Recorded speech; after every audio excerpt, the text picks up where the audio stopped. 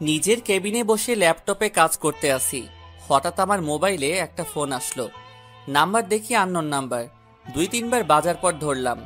আসসালামু আলাইকুম, কে বলছেন? ওয়ালাইকুম আসসালাম। আপনি আমাকে চিনবেন না, আপনি মারিয়াকে চিনেন? আপনি কোন মারিয়ার কথা বলছেন? আমি তো একটা মারিয়াকে চিনি, যাকে আমি ভালোবাসি। আমি ওই মারিয়ার কথা বলছি। আপনি কতটুকু ভালোবাসেন মারিয়াকে? আমি আমার পরিবারের পরে ওকে ভালোবাসি, বলতে গেলে অনেক বেশি ভালোবাসি এবং বিশ্বাস করি। তাহলে একটু এই পার্কে আসতে পারবেন? দেখে যান আপনার মারিয়া কি করছে। মারিয়া কি করছে? আপনি আসলে দেখতে পাবেন, বেশি দেরি করবেন না কিন্তু। বাই। মারিয়া কি করছে বলে মেয়েটা ফোন কেটে দিল। আমি মনে করছি মারিয়াকে কল দিব, কিন্তু পরে চিন্তা করলাম মেয়েটার কথা মতো আগে দেখে আসি।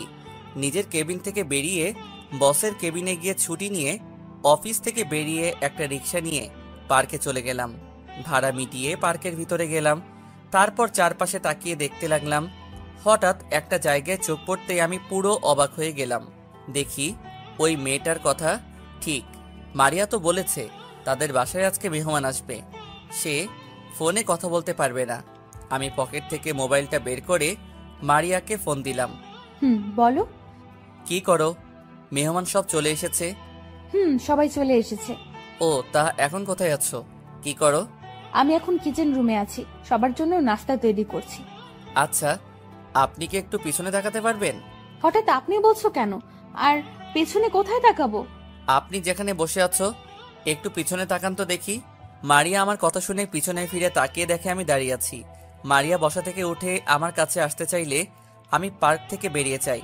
পার্ক থেকে বেরিয়ে একটা দোকান থেকে এক প্যাকেট সিগারেট আর একটা ম্যাচ নিয়ে বাসায় চলে আসি। রুমে ঢুকে একটার পর একটা সিগারেট টানতে লাগলাম। পার্ক থেকে বেরিয়ে আসার সময় মোবাইল বন্ধ করে রেখেছি। মারিয়া অনেকবার ডেকেছে আমাকে, আমি তার কোনো কথা না শুনে চলে আসলাম। হঠাৎ কলিং বেল বেজে উঠল। আমি উঠে গিয়ে দরজা খুলে দিলাম। দরজা খুলে দেখি মারিয়া দাঁড়িয়ে আছে। আপনি এখানে কেন আসছেন? আপনি এখান থেকে চলে যান। কোনো মিথ্যাবাদীর সাথে আমি কথা বলতে চাই না। রাসেল, তুমি আমাকে ভুল ভাবছো, আগে সত্যিটা শোনো। আমি আপনার কোনো কথা শুনতে চাই না, আপনি এখান থেকে চলে যান। রাসেল, আমায়। তাকে কিছু বলতে না দিয়ে দরজা বন্ধ করে দিলাম। আমি রুমে এসে আবার সিগারেট টানতে লাগলাম। কি অপরাধ ছিল আমার? তুমি আমাকে এভাবে ধোকা দিলে। তুমি তো জানো আমি তোমাকে অনেক ভালোবাসি। কেন আমার ভালোবাসা নিয়ে মিথ্যা অভিনয় করেছিলে? কেন আমার কাছে মিথ্যা বলেছিলে? আমি তো কোনো দোষ করি নাই, তাহলে তোমাকে বিশ্বাস করাটা আমার অপরাধ ছিল। দেখতে দেখতে 2 দিন চলে গেল। এই 2 দিন অনেক কান্না করেছি, অফিসে পর্যন্ত যাইনি। আমি একটা ডিসিশন নিলাম, আমি থাকবো না আর এখানে। আমি গ্রামের বাড়িতে চলে যাব। এই 2 দিনে মারিয়া আবার এসেছে, আমি তার কোনো কথা না শুনে তাড়িয়ে দিলাম। সকালে ফ্রেশ হয়ে বাহিরে এসে একটা রিক্সা নিয়ে অফিসে চলে গেলাম। সোজা নিজের কেবিনে চলে গেলাম। রিজাইন লেটার টাইপ করে বসের কেবিনে চলে গেলাম। আসতে পারি স্যার? আরে রাসেল, আসো বসো। স্যার এই নিন রিজাইন লেটার। আমি আর অফিসে চাকরি করব না। আগে বলো তোমার কি হয়েছে? 2 দিন অফিসে কেন আসোনি? আর চাকরি ছাড়বে কেন? অফিসে কারোর সাথে কিছু হয়েছে? না স্যার, অফিসে কারোর সাথে কিছু হয়নি, আমি এমনি চাকরি ছেড়ে দিচ্ছি। রাসেল, আমি জানি তুমি অনেক ভালো ছেলে। অফিসে তুমি নিজের মতো কাজ করো। আমাকে প্লিজ সত্যি করে বলো কি হয়েছে। ঠিক আছে বলছি, আমি একটা মেয়েকে ভালোবাসি, মেয়েটাও আমাকে ভালোবাসে। তার সাথে আমার 1 বছরের সম্পর্ক। তার সাথে ফেসবুকে পরিচয় হয়। কথা বলতে বলতে দুজন দুজনকে ভালোবেসে ফেলি। 6 মাস আগে দুইজনই দেখা করি। তারপর থেকে তার সাথে আরো ভালো সম্পর্ক হয়ে যায়। এভাবে চলছিল আমাদের ভালোবাসা। কিন্তু হঠাৎ 2 দিন আগে আমার মোবাইলে একটা কল আসে। তারপর সব খুলে বললাম। বুঝতে পারছি, হয়তো তোমার থেকে ভালো কাউকে পেয়েছে, তাই বলে তুমি চাকরি ছেড়ে দিবে? আমি তোমাকে অফিস থেকে যেতে দিব না। এই অফিসে কাজ না করো, তবে আমার নোয়াখালী যে অফিস আছে সেটাই তুমি কাজ করো। প্লিজ রাসেল, তুমি চাকরি ছেড়ে যেও না। ঠিক আছে স্যার, আমি আপনার নোয়াখালী অফিসে কাজ করব। আমি আজকে রওনা দিতে চাই। ঠিক আছে, আমি ওখানে ম্যানেজারের সাথে কথা বলে বলছি। আর তোমাকে একটা ফ্ল্যাট দেওয়া হয়েছে, এখন থেকে তুমি ওই বসের দায়িত্ব পালন করবে। আমি মাঝে মাঝে গিয়ে হিসেব নিয়ে আসবো। আর তুমি তো গাড়ি চালাতে পারো, তাই তোমাকে অফিস থেকে একটা গাড়ি দেওয়া হবে। তুমি আজকে না গিয়ে কালকে সকালে যাও। ওকে স্যার, তাহলে আমি এখন বাসায় গিয়ে সব কিছু গুছিয়ে রাখি। ঠিক আছে, যাও। আমি বসের কেবিন থেকে বেরিয়ে অফিসের সবার কাছ থেকে বিদায় নিয়ে বাহিরে চলে আসলাম। একটা রিক্সা নিয়ে রেস্টুরেন্টে গিয়ে খাবার খেয়ে বাসায় চলে আসলাম। অনেকক্ষণ বকবক করে গেছি, এখনো পরিচয় দেই নাই। আমি রাসেল, বর্তমানে একটা অফিসে চাকরি করি। পরিবারের সবাই আছে, কিন্তু একটা ছুরির দায়ে ঘর বের করে দিছে আমাকে আজ 2 বছর আগে। তারপর ঢাকায় চলে আসি। তারপর একটা হোটেলে কাজ নেই। একদিন একটা পত্রিকায় চাকরির বিজ্ঞপ্তি দেখি, তারপর ইন্টারভিউ দিতে চলে যাই। আল্লাহর রহমতে চাকরিটা হয়ে যায়। আমি আবার গল্প লিখি। তখন মারিয়ার সাথে পরিচয় হয় 1 বছর থেকে। তারপর কি হলো সবই তো জানেন। অফিসের বস আমার কাজ দেখে অনেক খুশি হয়, তাই আমাকে তিনি ছাড়তে চান না। আর কিছু জানা লাগবে না, গল্পের সাথে থাকুন, সব জানতে পারবেন। পরের দিন সকালে ঘুম থেকে উঠে ফ্রেশ হয়ে বাহিরে এসে নাস্তা করে বাসায় চলে আসি। বাসার সামনে এসে দেখি বস গাড়ি পাঠিয়ে দিছে। ড্রাইভার আমার কাছে চাবি দিয়ে চলে গেছে। আমি বাসার ভিতরে ঢুকে জামা কাপড়ের ব্যাগটা নিয়ে গাড়িতে রাখলাম। দারোয়ানের কাছে বাসার চাবি দিয়ে গাড়িতে উঠলাম। এই বাসাটায় বস আমাকে থাকতে দিয়েছে। আমি গাড়ি চালিয়ে নোয়াখালীর উদ্দেশ্যে রওনা দিলাম। আগে কয়বার গেছি নোয়াখালী অফিসে কাজের ব্যাপারে, তাই কোনো সমস্যা নেই। প্রায় দুপুর 2টাই বাজে। অফিসের সামনে চলে আসলাম। আসার সময় রেস্টুরেন্ট থেকে খাবার খেয়ে আসলাম। গেট দিয়ে ঢুকে গাড়ি পার্কিং করে অফিসের ভিতরে চলে গেলাম। ভিতরে ঢুকে সোজা ম্যানেজারের কেবিনে চলে গেলাম। ভিতরে আসতে পারি? আরে আসুন স্যার, আপনার আমার কেবিনে আসতে অনুমতি লাগবে? আমি ভিতরে ঢুকে চেয়ারে গিয়ে বসলাম। একটা কথা বলি আপনাকে, আমাকে স্যার না বলে নাম ধরে ডাকবেন। আমি আপনার ছেলের মতো। তুমি অনেক ভালো ছিলে, চলো তোমাকে তোমার কেবিনে নিয়ে যাই। এখন আমি বাসায় যাব। 2 দিন পর থেকে নিয়মিত অফিসে আসব। আপনি আমাকে নতুন ফ্ল্যাটে নিয়ে যান। ঠিক আছে, আমি তোমাকে নতুন বাসায় নিয়ে যাচ্ছি। তারপর ম্যানেজার অফিসের সবাইকে বলে আমার সাথে অফিস থেকে বেরিয়ে আসলো। গাড়িতে উঠে নতুন বাসায় যেতে লাগলাম। কিছুক্ষণ পর একটা বাসার সামনে চলে আসলাম। বাসার ভিতরে ঢোকার পর ম্যানেজার আমাকে 3 তলা একটা ফ্ল্যাটে নিয়ে গেল। তারপর ম্যানেজারের সাথে কিছুক্ষণ কথা বললাম। ম্যানেজার চলে যাওয়ার পর আমি সবকিছু গুছিয়ে রাখলাম। রাতে বাহির থেকে খাবার খেয়ে রুমে চলে আসলাম। পরের দিন সকালে ঘুম থেকে উঠে ফ্রেশ হয়ে গাড়ি নিয়ে বাহিরে চলে আসলাম। একটা রেস্টুরেন্টে ঢুকে নাস্তা করে নিলাম। রেস্টুরেন্ট থেকে বেরিয়ে আসতেই হঠাৎ একটা পিচ্চি মেয়ে সামনে আসলো। ভাইয়া, কয়টা টাকা দেন না, অনেক ক্ষুধা লাগছে। কালকে থেকে এখনো কিচ্ছু খাইনি। তুমি ভিক্ষা করো কেন? তোমার আব্বু আম্মু কোথায়? ভাইয়া, আমার আব্বু নেই। আমাকে আর আম্মুকে রেখে কোথায় যেন চলে গেছে। আম্মু মানুষের বাসায় কাজ করে। আজ 2 দিন আম্মু অসুস্থ, তাই ঘরে কোনো খাবার নেই। তোমার নাম কি? থাকো কোথায়? ভাইয়া, আমার নাম রাইসা। আমরা বস্তিতে থাকি। ঠিক আছে, আমাকে তোমাদের বাসায় নিয়ে চলো। ভাইয়া, কয়টা টাকা দেন, অনেক ক্ষুধা লাগছে। আম্মু এখনো কিচ্ছু খায়নি, ওষুধও নয়। আমি কি বলবো, বলার কোনো ভাষা নেই। হায় রে মানুষ, এখন মেয়েটার পড়ালেখা করার সময়, এখন সে রাস্তায় ভিক্ষা করছে। আমি আর কোনো কথা না বলে রাইসাকে নিয়ে রেস্টুরেন্টে ঢুকে গেলাম। রাইসার জন্য খাবার অর্ডার করলাম। কিছুক্ষণ পর খাবার দিয়ে গেল। রাইসা কিছু খাবার খেয়ে বাকিটা একটা পলিথিনে ঢুকাতে গেলে আমি বললাম, তুমি খাবার পলিথিনে ঢুকাও কেন? ভাইয়া, আম্মু তো এখনো কিচ্ছু খায়নি, তাই আম্মুর জন্য বাকি খাবারগুলো নিয়ে যাচ্ছি। তোমার আম্মুর জন্য যাওয়ার সময় খাবার নিয়ে যাব, আগে তুমি খেয়ে নাও। রাইসা আর কোনো কথা না বলে খাবার খেতে লাগলো। কি সুন্দর করে রাইসা খাবার খাচ্ছে, আর তার আব্বু এমনটা মেয়েকে রেখে চলে গেল। রাইসার খাওয়া শেষ হলে তাকে নিয়ে গাড়িতে উঠলাম। রাইসার আম্মুর জন্য খাবার নিয়ে নিলাম। রাইসাকে নিয়ে বস্তিতে যেতে লাগলাম। কিছুক্ষণ পর একটা বস্তিতে চলে আসলাম। গাড়ি খাবারের প্যাকেট নিয়ে রাইসার সাথে বস্তির ভিতরে চলে গেলাম। ভিতরে ঢুকে একটা রুমে ঢুকলাম। রুমটা প্লাস্টিক দিয়ে বানানো, বৃষ্টি হলে সবকিছু ভিজে যাবে, কারণ প্লাস্টিক জায়গায় জায়গায় ছিঁড়ে আছে। আম্মু দেখো, তোমার জন্য খাবার নিয়ে এসেছি। একটা টাকাও পাইনি, তাই ওষুধ আনতে পারি নাই। এই ভাইয়াটা খাবার কিনে দিছে। রাইসার আম্মু একটু মাথা তুলল, দেখে মনে হচ্ছে অনেক জ্বর শরীরে। আমি ওনার মাথায় হাত দিয়ে দেখি জ্বরে মাথা পুড়ে যাচ্ছে, তাই ওনার সাথে কথা না বলে কোলে নিয়ে গাড়িতে রাখলাম। তারপর একটা হাসপাতালে নিয়ে গেলাম। হাসপাতালে নেওয়ার পর ডাক্তার ওনাকে কেবিনের ভিতরে নিয়ে গেল। কিছুক্ষণ পর একজন ডাক্তার বেরিয়ে আসলো। ডাক্তার, কি অবস্থা ওনার? উনি এখন ভালো আছে, কয়দিন ধরে খাওয়া দাওয়া করে নাই, তাই শরীর অনেক দুর্বল হয়ে গেছে। আমি কিছু ওষুধ লিখে দিচ্ছি, আপনি এগুলো নিয়মিত খাওয়াবেন, তাহলে সুস্থ হয়ে যাবে। ঠিক আছে ডাক্তার। ইনজেকশন দিয়ে জ্বরটা কমিয়ে আনছি, কিছু খাবার নিয়ে এসে ওষুধ খাইয়ে দিবেন। আল্লাহর রহমতে কিছুদিনের মধ্যেই সুস্থ হয়ে যাবে। ওকে ডাক্তার। আর ওনার কাছে এখন যাওয়া যাবে? যেতে পারেন। আমি আর রাইসা ভিতরে ঢুকলাম, দেখি রাইসার আম্মু চোখ বন্ধ করে শুয়ে আছে। তাই রাইসাকে বললাম এখন যেন না ডাকে তার মাকে, আমি বাইরে থেকে ওষুধ নিয়ে আসছি বলে আমি বাইরে চলে আসলাম। বাহিরে এসে ডাক্তারের দেওয়া ওষুধ নিয়ে আবার চলে আসলাম। কেবিনের ভিতরে ঢুকে দেখি উনি রাইসাকে জড়িয়ে ধরে আছে। একটু কষ্ট করে খাবার খেয়ে ওষুধগুলো খেয়ে নেন। তুমি কে বাবা? আমার জন্য এত কিছু কেন করলে? আমার পরিচয় পরে জানতে পারবেন, আগে খাবারগুলো খেয়ে নেন। রাইসার আম্মু কোনো কথা না বলে হালকা খাবার খেলো, তারপর ওষুধ খাইয়ে দিলাম। আমি বললাম কিছুক্ষণ শুয়ে থাকতে, আমি ডাক্তারের কাছ থেকে আসছি। দেখতে দেখতে আজ 3 দিন পর আমার বাসায় নিয়ে আসলাম রাইসা এবং তার আম্মুকে। আমি অফিসে ফোন দিয়ে বলেছি আমি অফিসে আসতে কিছুদিন লেট হবে, ম্যানেজারকে সবকিছু দেখে রাখতে বলেছি। মারিয়ার কথা এখন তেমন মনে পড়ে না, আসলে রাইসার আম্মু সেবা করতে করতে তার কথা ভুলেই গেছি।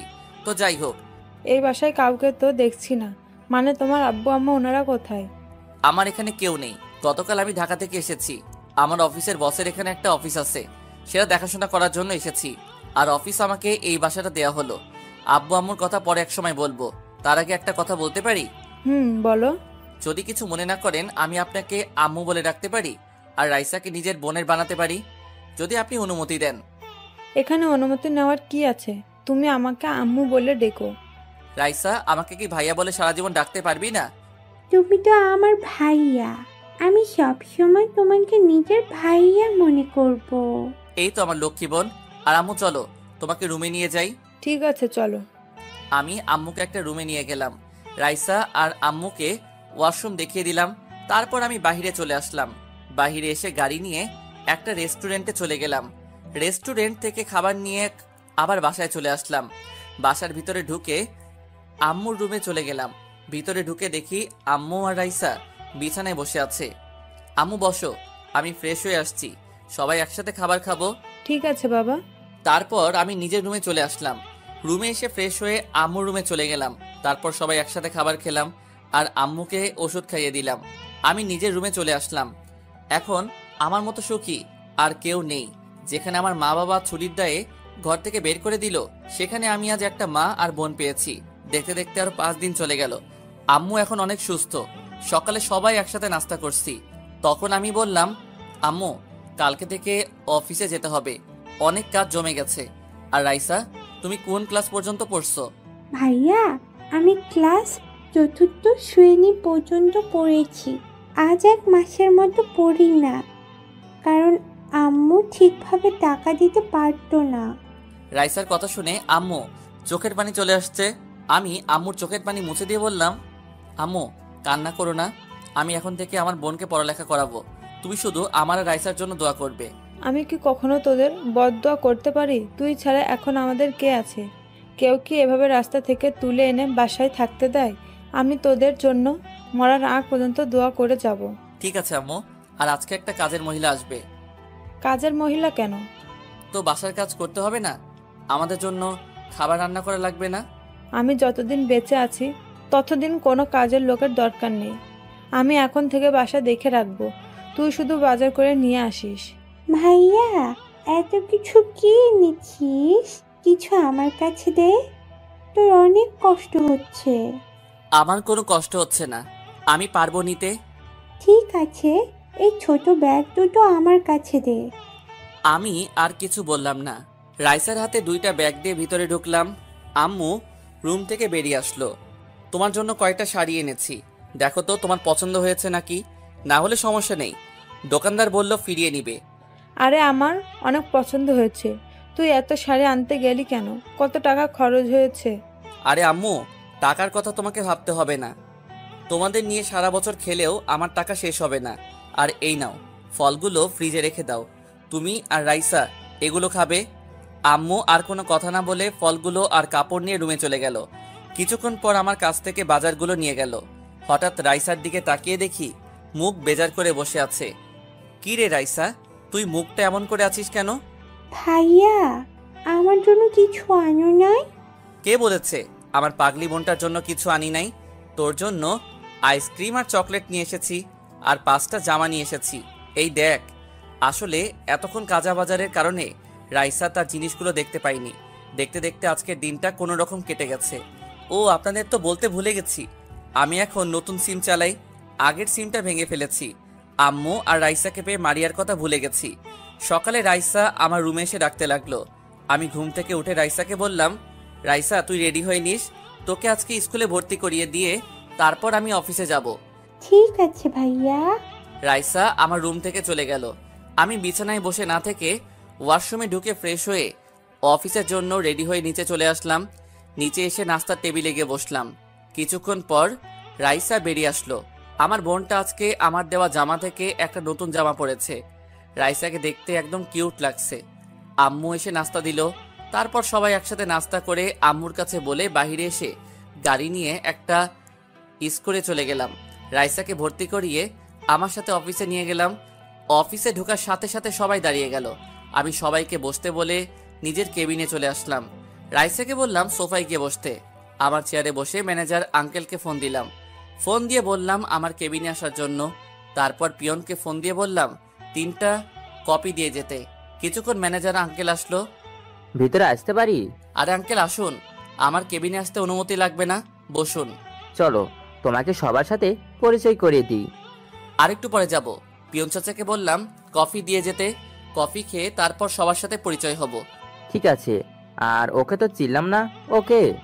ও হচ্ছে আমার কিউট বোন, নাম রাইসা। রাইসা আর তার আম্মুর জন্য এই কয়দিন অফিসে আসে নাই। তারপর সব খুলে বললাম। অনেক ভালো করছো। কয়জনে এমন কাজ করে? আল্লাহ তোমাকে সারা জীবন বাঁচিয়ে রাখুক। কথার ফাঁকে পিয়ন চাচা এসে কফি দিয়ে গেল। আমি ম্যানেজার আর রাইসা কফি খাচ্ছি। কফি খাওয়া শেষে রাইসাকে বললাম, রাইসা তুমি বসো, ভাইয়া অফিসের সবার সাথে পরিচয় হয়ে আসি। ঠিক আছে ভাইয়া। রাইসাকে আমার মোবাইলটা দিয়ে আসলাম। রাইসা বসে মোবাইলে গেমস খেলতে আছে। আমি ম্যানেজার আঙ্কেলকে নিয়ে সবার সাথে পরিচয় হলাম আর তারপর নিজের কেবিনে চলে আসলাম। দেখতে দেখতে আজ 1টা বছর চলে গেল। রাইসা আর আম্মুকে নিয়ে অনেক সুন্দরভাবে জীবনযাপন করতে লাগলাম। রাইসা এখন ক্লাস 5-এ উঠেছে। রাইসার আল্লাহর রহমতে মেধাশক্তি অনেক ভালো। অফিসে বসে কাজ করতে আসি, হঠাৎ বস ফোন দিল। আসসালামু আলাইকুম স্যার, কেমন আছেন? ওয়ালাইকুম আসসালাম, ভালো আছি। তুমি কেমন আছো? আর অফিস কেমন চলছে? আলহামদুলিল্লাহ স্যার, আমিও ভালো আছি। তোমাকে যে কারণে ফোন দেওয়া, রহমান গ্রুপ থেকে কালকে তোমার ওখানে একটা প্রজেক্টের ব্যাপারে কথা বলতে যাবে। আমার সাথে কথা বলতে চেয়েছে, কিন্তু আমার জরুরি কাজ আছে, তাই তোমার কাছে পাঠিয়ে দিলাম। আর কি প্রজেক্ট নিয়ে কাজ করবে? আমি তোমাকে ইমেল করে সব পাঠিয়ে দিব। ঠিক আছে স্যার, আপনি সবকিছু পাঠিয়ে দেন। আর এই প্রজেক্টটা পেলে আমাদের কোম্পানি আরও উপরে উঠে যাবে। তুমি নিজের মতো করে সাজিয়ে নিবে। Okay sir. আরও কিছুক্ষণ কথা বলে ফোনটা কেটে দিলাম। তারপর কাজে মন দিলাম। কিছুক্ষণ পর দেখি বসে ইমেল করে সব পাঠিয়ে দিছে। আমি সবকিছু গুছিয়ে রাখলাম। পরের দিন অফিসে বসে কাজ করতে আসি। রাতে সবকিছু রেডি করে আনছি, প্রজেক্টের কাগজপত্র। হঠাৎ বাহির থেকে মেইলি কণ্ঠ একজন বলল, ভেতরে আসতে পারি? আসুন। আমি রহমান গ্রুপ থেকে এসেছি। রহমান আমার বাবার নাম। আব্বু একটু অসুস্থ, তাই বাবার অফিস আমি দেখাশোনা করি। আমি যেই না মেয়েটার দিকে তাকালাম, তখনই আমি পুরো অবাক হয়ে গেলাম। ঠিকই ধরেছেন, মারিয়া। কিন্তু ও এখানে কেন? তাহলে মারিয়ার সাথে প্রজেক্টের ব্যাপারে কাজ করতে হবে। মারিয়া আমাকে দেখে বলল, রাসেল, তুমি তুমি এতদিন কোথায় ছিলে?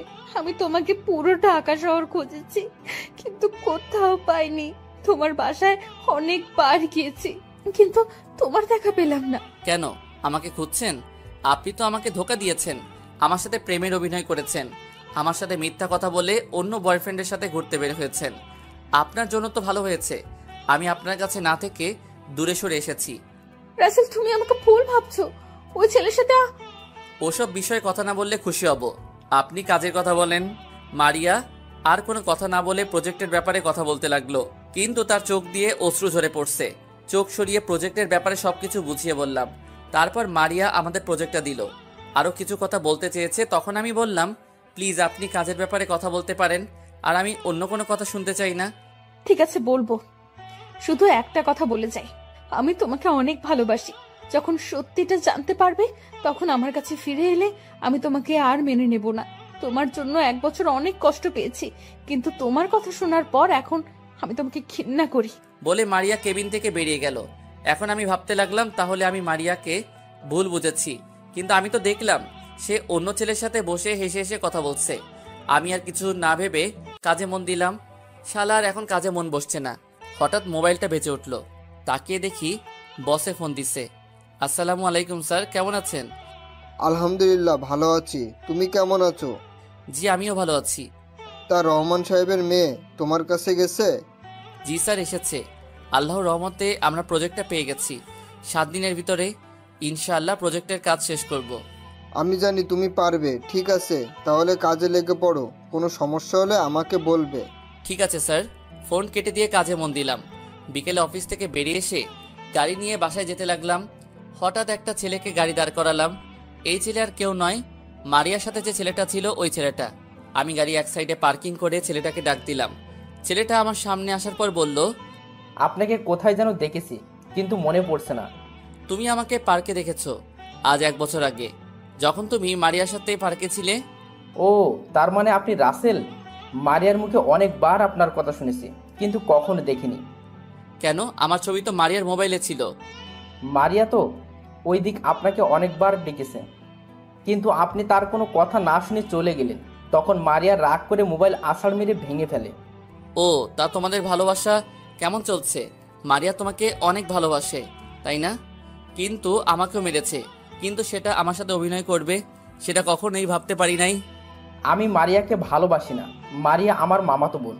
ওই দিন আমরা তাদের বাসায় আসি, বাসায় একা একা ভালো লাগছে না, তাই মারিয়াকে বলি বাইরে থেকে ঘুরে আসি। মারিয়া আসতে চাইছিল না, কিন্তু আমার জোরাজুরিতে পরে আসলো।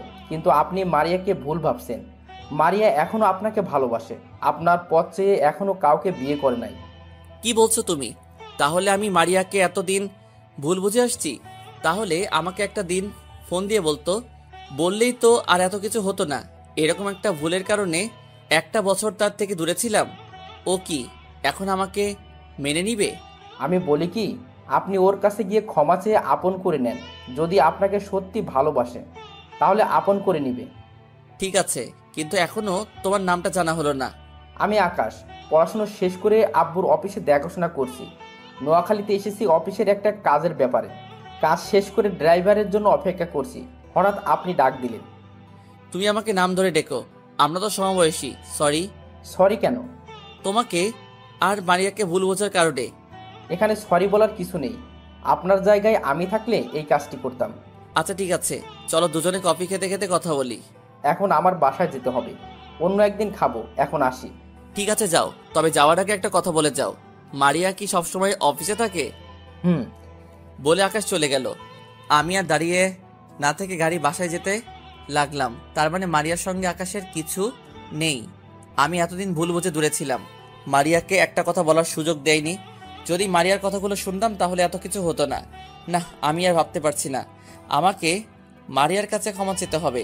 বাসায় এসে কলিং বেল চাপ দিলাম। কিছুক্ষণ পর রাইসা এসে দরজা খুলে দিল। কি রে ভাইয়া, তুই আজকে আসতে তো দেরি হলো কেন? আর চেহারা কেমন জানি দেখা যাচ্ছে, কি হয়েছে তোর? রাস্তায় একটা কাজ ছিল, শেষ করে আস্তে আস্তে একটু লেট হয়ে গেছে। আর কাজ করে আসছি তো, তাই চেহারা এমন দেখা যাচ্ছে। ফ্রেশ হলে সব ঠিক হয়ে যাবে। ঠিক আছে, ভিতরে আয়। আমি ভিতরে ঢুকে নিজের রুমে চলে গেলাম। বিছানায় বসে ভাবতে লাগলাম, মারিয়া কি আমাকে আপন করে নিবে? আমি তো তাকে অপমান করেছি। বিছানা থেকে উঠে ফ্রেশ হতে চলে গেলাম। রাতে সবার সাথে খাবার খেয়ে রুমে চলে গেলাম। আসলাম না, আমাকে মারিয়ার কাছে যেতে হবে। পকেট থেকে মোবাইলটা বের করে বসকে ফোন দিলাম। আসসালামু আলাইকুম স্যার। ওয়ালাইকুম আসসালাম। কি ব্যাপার রাসেল, হঠাৎ রাতে ফোন দিলে যে? আসলে স্যার আমার কিছুদিন ছুটি লাগবে। হঠাৎ কিসের জন্য ছুটি চাইছো? আসলে স্যার, তারপর সব খুলে বললাম। তার মানে রহমান সাহেবের মেয়ের সাথে তোমার প্রেম ছিল? জি স্যার, তাই বলছি। ওর কাছে ক্ষমা চেয়ে আপন করে নিব। তাহলে এক কাজ করো, তারা যে প্রজেক্টটা আমাদের দিয়েছে ওটার কাজ শেষ করে তার সাথে দেখা করো, তারপর সব খুলে বলো। ঠিক আছে স্যার। আরও কিছুক্ষণ কথা বলে কেটে দিলাম। দেখতে দেখতে আজ 5 দিন চলে গেছে। 7 দিনের জায়গায় 5 দিন প্রজেক্টটা রেডি করে ফেলেছি, কাজও করেছি। তাই তাড়াতাড়ি হয়ে গেছে। সকালে রেডি হয়ে আম্মু আর রাইসাকে বলে গাড়ি নিয়ে ঢাকার উদ্দেশ্যে রওনা দিলাম। ম্যানেজারকে বলে রাখলাম আমার আম্মু আর বোনকে দেখে রাখতে। 5 ঘন্টা পর ঢাকা এসে পৌঁছে গেলাম। প্রথমে বসের অফিসে গেলাম। বসের সাথে কিছু কথা বলে মারিয়ার অফিসে যেতে খাবার খেয়ে নিলাম। রেস্টুরেন্টের অফিসের গেট দিয়ে ঢুকে গাড়ি পার্কিং করে অফিসের ভিতরে গেলাম। পিয়নকে বললাম বসের কেবিন কোনটা। পিয়ন আমাকে বসের কেবিন দেখিয়ে দিল। আমি মারিয়ার কেবিনের সামনে গিয়ে হালকা করে দরজা ধাক্কা দিয়ে ভিতরে তাকিয়ে যেটা দেখলাম সেটা দেখে আমি পুরো অবাক হয়ে গেলাম। আসলে তেমন খারাপ কিছু না। ভিতরে দেখি মারিয়া একটা ছেলের সাথে হেসে হেসে কথা বলছে। আমি তখন বললাম ভিতরে আসতে পারি? আসুন। মারিয়া ছেলেটার সাথে কথা বলতে ব্যস্ত। আমি ভিতর ঢুকে তাদের সামনে গেলাম।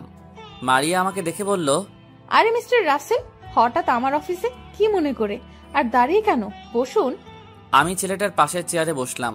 তখন ছেলেটা বলল, তাহলে আমি এখন আসি মারিয়া, পরে আরেক সময় আসবো। ঠিক আছে রনি, যাও, আবার আসবে কিন্তু। তোমার সাথে কথা বলতে অনেক ভালো লাগে। ওকে, আসবো। এখন তাহলে কাজ করো। ওকে, বাই। রনি চলে যাওয়ার পর মারিয়া আমাকে বলল, তো এবার বলুন, হঠাৎ আমার অফিসে কি? আসলে তোমার প্রজেক্টের কাজ শেষ, তাই আমি নিজে নিয়ে এসেছি। প্রথম কথা হলো আমাকে তুমি করে বলা যাবে না, আপনি করে বলবেন। আর ধন্যবাদ এত তাড়াতাড়ি কাজটা শেষ করার জন্য। মারিয়া, আমার ভুল হয়ে গেছে, তুমি আমাকে ক্ষমা করে দাও। কিছুদিন আগে আকাশ আমাকে সব খুলে বলেছে। আমার ভুলের জন্য আজ 1 বছর তোমার থেকে দূরে চলে গেছি। প্লিজ মারিয়া, আমাকে তুমি মাফ করে দাও। মারিয়ার হাত ধরে, আপনার সাহস কি করে হয় আমার হাত ধরার? মেয়ে মানুষ দেখলে লুচ্চামি করতে মন চায়? আপনি এক্ষুনি আমার কেবিন থেকে বেরিয়ে যান, তা না হলে দরওয়ান ডাকতে বাধ্য হব। থাক, দারোয়ান ডাকতে হবে না, আমি নিজে চলে যাচ্ছি। কিন্তু আমি আবার তোমার কাছে আসব। তুমি আমাকে যত অপমান করো না কেন, আমি তারপরেও আসবো বলে মারিয়ার কেবিন থেকে বেরিয়ে গেলাম। নিজের চোখ দিয়ে 2 ফোঁটা পানি পড়ে গেল। মারিয়া আমার গায়ে হাত তুলল। আমি তো তাকে বলবো যে কখনো গায়ে হাত তুলি নাই। চোখের পানি মুছে গাড়িতে গিয়ে বসলাম। হঠাৎ মোবাইলের কথা মনে পড়ল। মোবাইল তো মারিয়ার টেবিলের উপর। তখন গাড়ি থেকে নেমে অফিসে ঢুকে মারিয়ার কেবিনের সামনে গিয়ে বললাম, আসতে পারি ভিতরে? আপনি আবার কেন এসেছেন? সরি, আসলে আমার মোবাইলটা আপনার টেবিলের উপর রেখে গেছি। ঠিক আছে, ভিতরে এসে নিয়ে যান। আমি মারিয়ার কেবিনে ঢুকে মোবাইলটা হাতে নিলাম। মারিয়ার দিকে তাকিয়ে দেখি চোখ দুটো লাল হয়ে আছে। হয়তো কান্না করেছে, কিন্তু ও কান্না করবে কেন? আমি আর কিছু না ভেবে অফিস থেকে বেরিয়ে এসে গাড়ি নিয়ে সোজা বসের অফিসে চলে গেলাম। বসকে বলেছি আমাকে এখানে একটা বাসা ভাড়া নিয়ে দিতে কিছুদিনের জন্য, কিন্তু বস বলল তার বাসায় তার পরিবারের সাথে থাকতে। আমিও আর না করলাম না। বিকেলে বসের সাথে তার বাসায় গেলাম। আসলে এই প্রথম বসের বাসায় এসেছি। আমি মার্কেট থেকে কিছু ফল মিষ্টি নিয়ে নিলাম। বস কলিং বেল চাপ দিল। হঠাৎ রাইসা একজনকে দেখে বলল গাড়ি থামাতে। রাইসার কথা মতো গাড়ি থামালাম। রাইসা গাড়ি থেকে নেমে দৌড় দিয়ে একজনকে জড়িয়ে ধরল। আমি তো পুরো অবাক হয়ে গেলাম। আমি গাড়ি থেকে নেমে ওদের সামনে গেলাম। তখন রাইসা বলল, ভাইয়া, উনি আমার বাবা। আজ কয় বছর পর বাবাকে দেখেছি। তাহলে আপনি রাইসার বাবা? আপনি কেমন করে পারলেন মা মেয়েকে রেখে আর একটা বিয়ে করতে? আপনি জানেন আপনার স্ত্রী মরতে বসেছে। আমি যদি তাদের পাশে না দাঁড়াতাম তাহলে আপনার মেয়ে এতিম হয়ে যেত। কেন করলেন এমন কাজ? আমি বুঝতে পারছি তাদের এভাবে ছেড়ে আসা আমার উচিত হয়নি, কিন্তু কি করব বলো? কোনো কাজ নেই, ঘরে খাবার নেই, তাদের ঠিকমতো খাওয়াতে পারি না। একজন পুরুষ হয়ে যদি ওদের খাওয়াতে না পারি তাহলে আমি পুরুষ নামের কলঙ্ক। আর আমি কোনো বিয়ে করি নাই। আমি ওদের কাছে বলেছি আমি বিয়ে করেছি, কারণ তাহলে ওরা আর আমাকে খুঁজবে না। আপনি কি করে ভাবলেন? আপনার মেয়ের কথা একবার চিন্তা করেছেন? যে মেয়ে ওই সময় পড়ালেখা করার কথা, সেই মেয়ে রাস্তার মানুষের কাছে ভিক্ষা করে তার মায়ের ওষুধে টাকা তুলছে। আমার ভুল হয়ে গেছে বাবা। আমি এখন একটা অফিসে কাজ পেয়েছি, তাই ওদের খুঁজতে এই শহরে এসেছি। আমি ওদের ফিরিয়ে নিতে চাই, আর তোমাকে ধন্যবাদ দিয়ে ছোট করব না। তুমি ওদের জন্য যা করেছো আমি সারা জীবন ঋণী হয়ে থাকবো। ভাইয়া, আব্বু যখন ভুল বুঝতে পেরেছে তাহলে আব্বুকে ক্ষমা করে দাও। আমি বাবাকে ছাড়া থাকতে পারবো না। দেখুন কি বলছে আপনার মেয়ে। যে জায়গায় আপনাকে ঘৃণা করার কথা সেখানে আপনাকে ক্ষমা করে দিতে বলছে। আমি আর এমন কাজ করব না। বাঁচতে হলে একসাথে বাঁচবো। আর মরতে হলে একসাথে মরবো। আমি ওদের ছেড়ে আর কোথাও যাব না। আমি আমার মেয়েকে মানুষের মতো মানুষ করব। ঠিক আছে, এখন আপনি সাথে আমার বাসায় চলেন। রাইসার আম্মু আমার বাসায় আছে। তারপর রাইসা আর রাইসার আব্বুকে নিয়ে বাসায় চলে আসলাম। কলিং বেল চাপ দেওয়ার পর আম্মু এসে দরজা খুলে দিল। আমাদের সাথে স্বামীকে দেখে জড়িয়ে ধরে কান্না করে দিল। রাইসার আব্বু আম্মুর কাছে ক্ষমা চেয়েছে, আম্মু ক্ষমা করে দিছে। কিছুক্ষণ কথা বলার পর তারা রুমে চলে গেল। আমি আমার রুমে চলে আসলাম। বিকেলে আম্মু আর রাইসাকে নিয়ে চলে যাবে। আম্মু আর রাইসা আমাকে জড়িয়ে ধরে কান্না করে দিল। আমিও কান্না করে দিলাম, কারণ একটা বছর আমার সাথে ছিল। বাবা, আমি চলে যাচ্ছি, তুই কিন্তু আমাদের বাসায় আসবি। তোকে ছাড়া থাকতে অনেক কষ্ট হবে। ভাইয়া, তুমি কিন্তু আমাকে বাসায় দেখতে আসবে। তোমাকে ছাড়া থাকতে পারবো না। ঠিক আছে বোন, আমি কয়দিন পর তোকে দেখে আসবো। তুই কিন্তু ঠিকভাবে পড়ালেখা করবি। তোকে অনেক বড় হতে হবে, নিজের পায়ে দাঁড়াতে হবে। আর আম্মু নিজের শরীরের যত্ন নিও, ঠিক মতো খাওয়া দাওয়া করো। আমাকে নিয়ে চিন্তা করো না। আমি প্রতিদিন তোমাদের সাথে ফোনে কথা বলবো। আরও কিছু কথা বলে তাদের গাড়িতে গিয়ে বাস কাউন্টারে নামিয়ে দিয়ে আসলাম, কারণ রাইসার আব্বু সিলেটে একটা অফিসে কাজ পেয়েছে। তাদের বিদায় দিয়ে বাসায় চলে আসলাম। বাসায় আসার পর বাসাটা কেমন খালি খালি লাগছে। লাগবে না কেন? এতদিন রাইসা আম্মুকে নিয়েছিলাম। চোখ দিয়ে পানি পড়তে লাগলো। তারা যাওয়ার সময় 5 লাখ টাকা সাথে দিছি। এসব টাকা আমার জমানো। আজ 2 দিন পর দুলাভাই, আপু, আমি একসাথে নিজের বাড়িতে যাচ্ছি। রাইসা আর আম্মুর সাথে প্রতিদিন কথা হয়। তারা এখন অনেক ভালো আছে। রাইসাকে ওখানে একটা স্কুলে ভর্তি করিয়ে দিছে। দীর্ঘ 5 ঘন্টা পর নিজের শহরে এসে পৌঁছে গেলাম। নিজের শহরের নাম বলবো না, যদি সবাই চলে আসেন। আগের থেকে অনেক পরিবর্তন হয়ে গেছে নিজের শহরটা। বাসার সামনে এসে দেখি আগে দারোয়ান চাচাই আছে। বাসার ভিতরে ঢুকে গাড়ি থেকে নামলাম। দারোয়ান চাচা আমাকে জড়িয়ে ধরে কান্না করে দিল। উনি অনেক ভালো মানুষ। আমি বাড়ি থেকে বেরিয়ে আসার সময় অনেকবার আটকাতে চেয়েছে।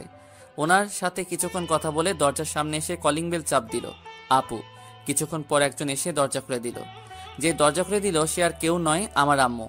আম্মু আমাকে দেখে জড়িয়ে ধরে কান্না করে দিল। আমিও কান্না করে দিলাম। আগের থেকে আম্মুর চেহারা অনেক শুকিয়ে গেছে। রাসেল, তুই এতদিন কোথায় ছিলি?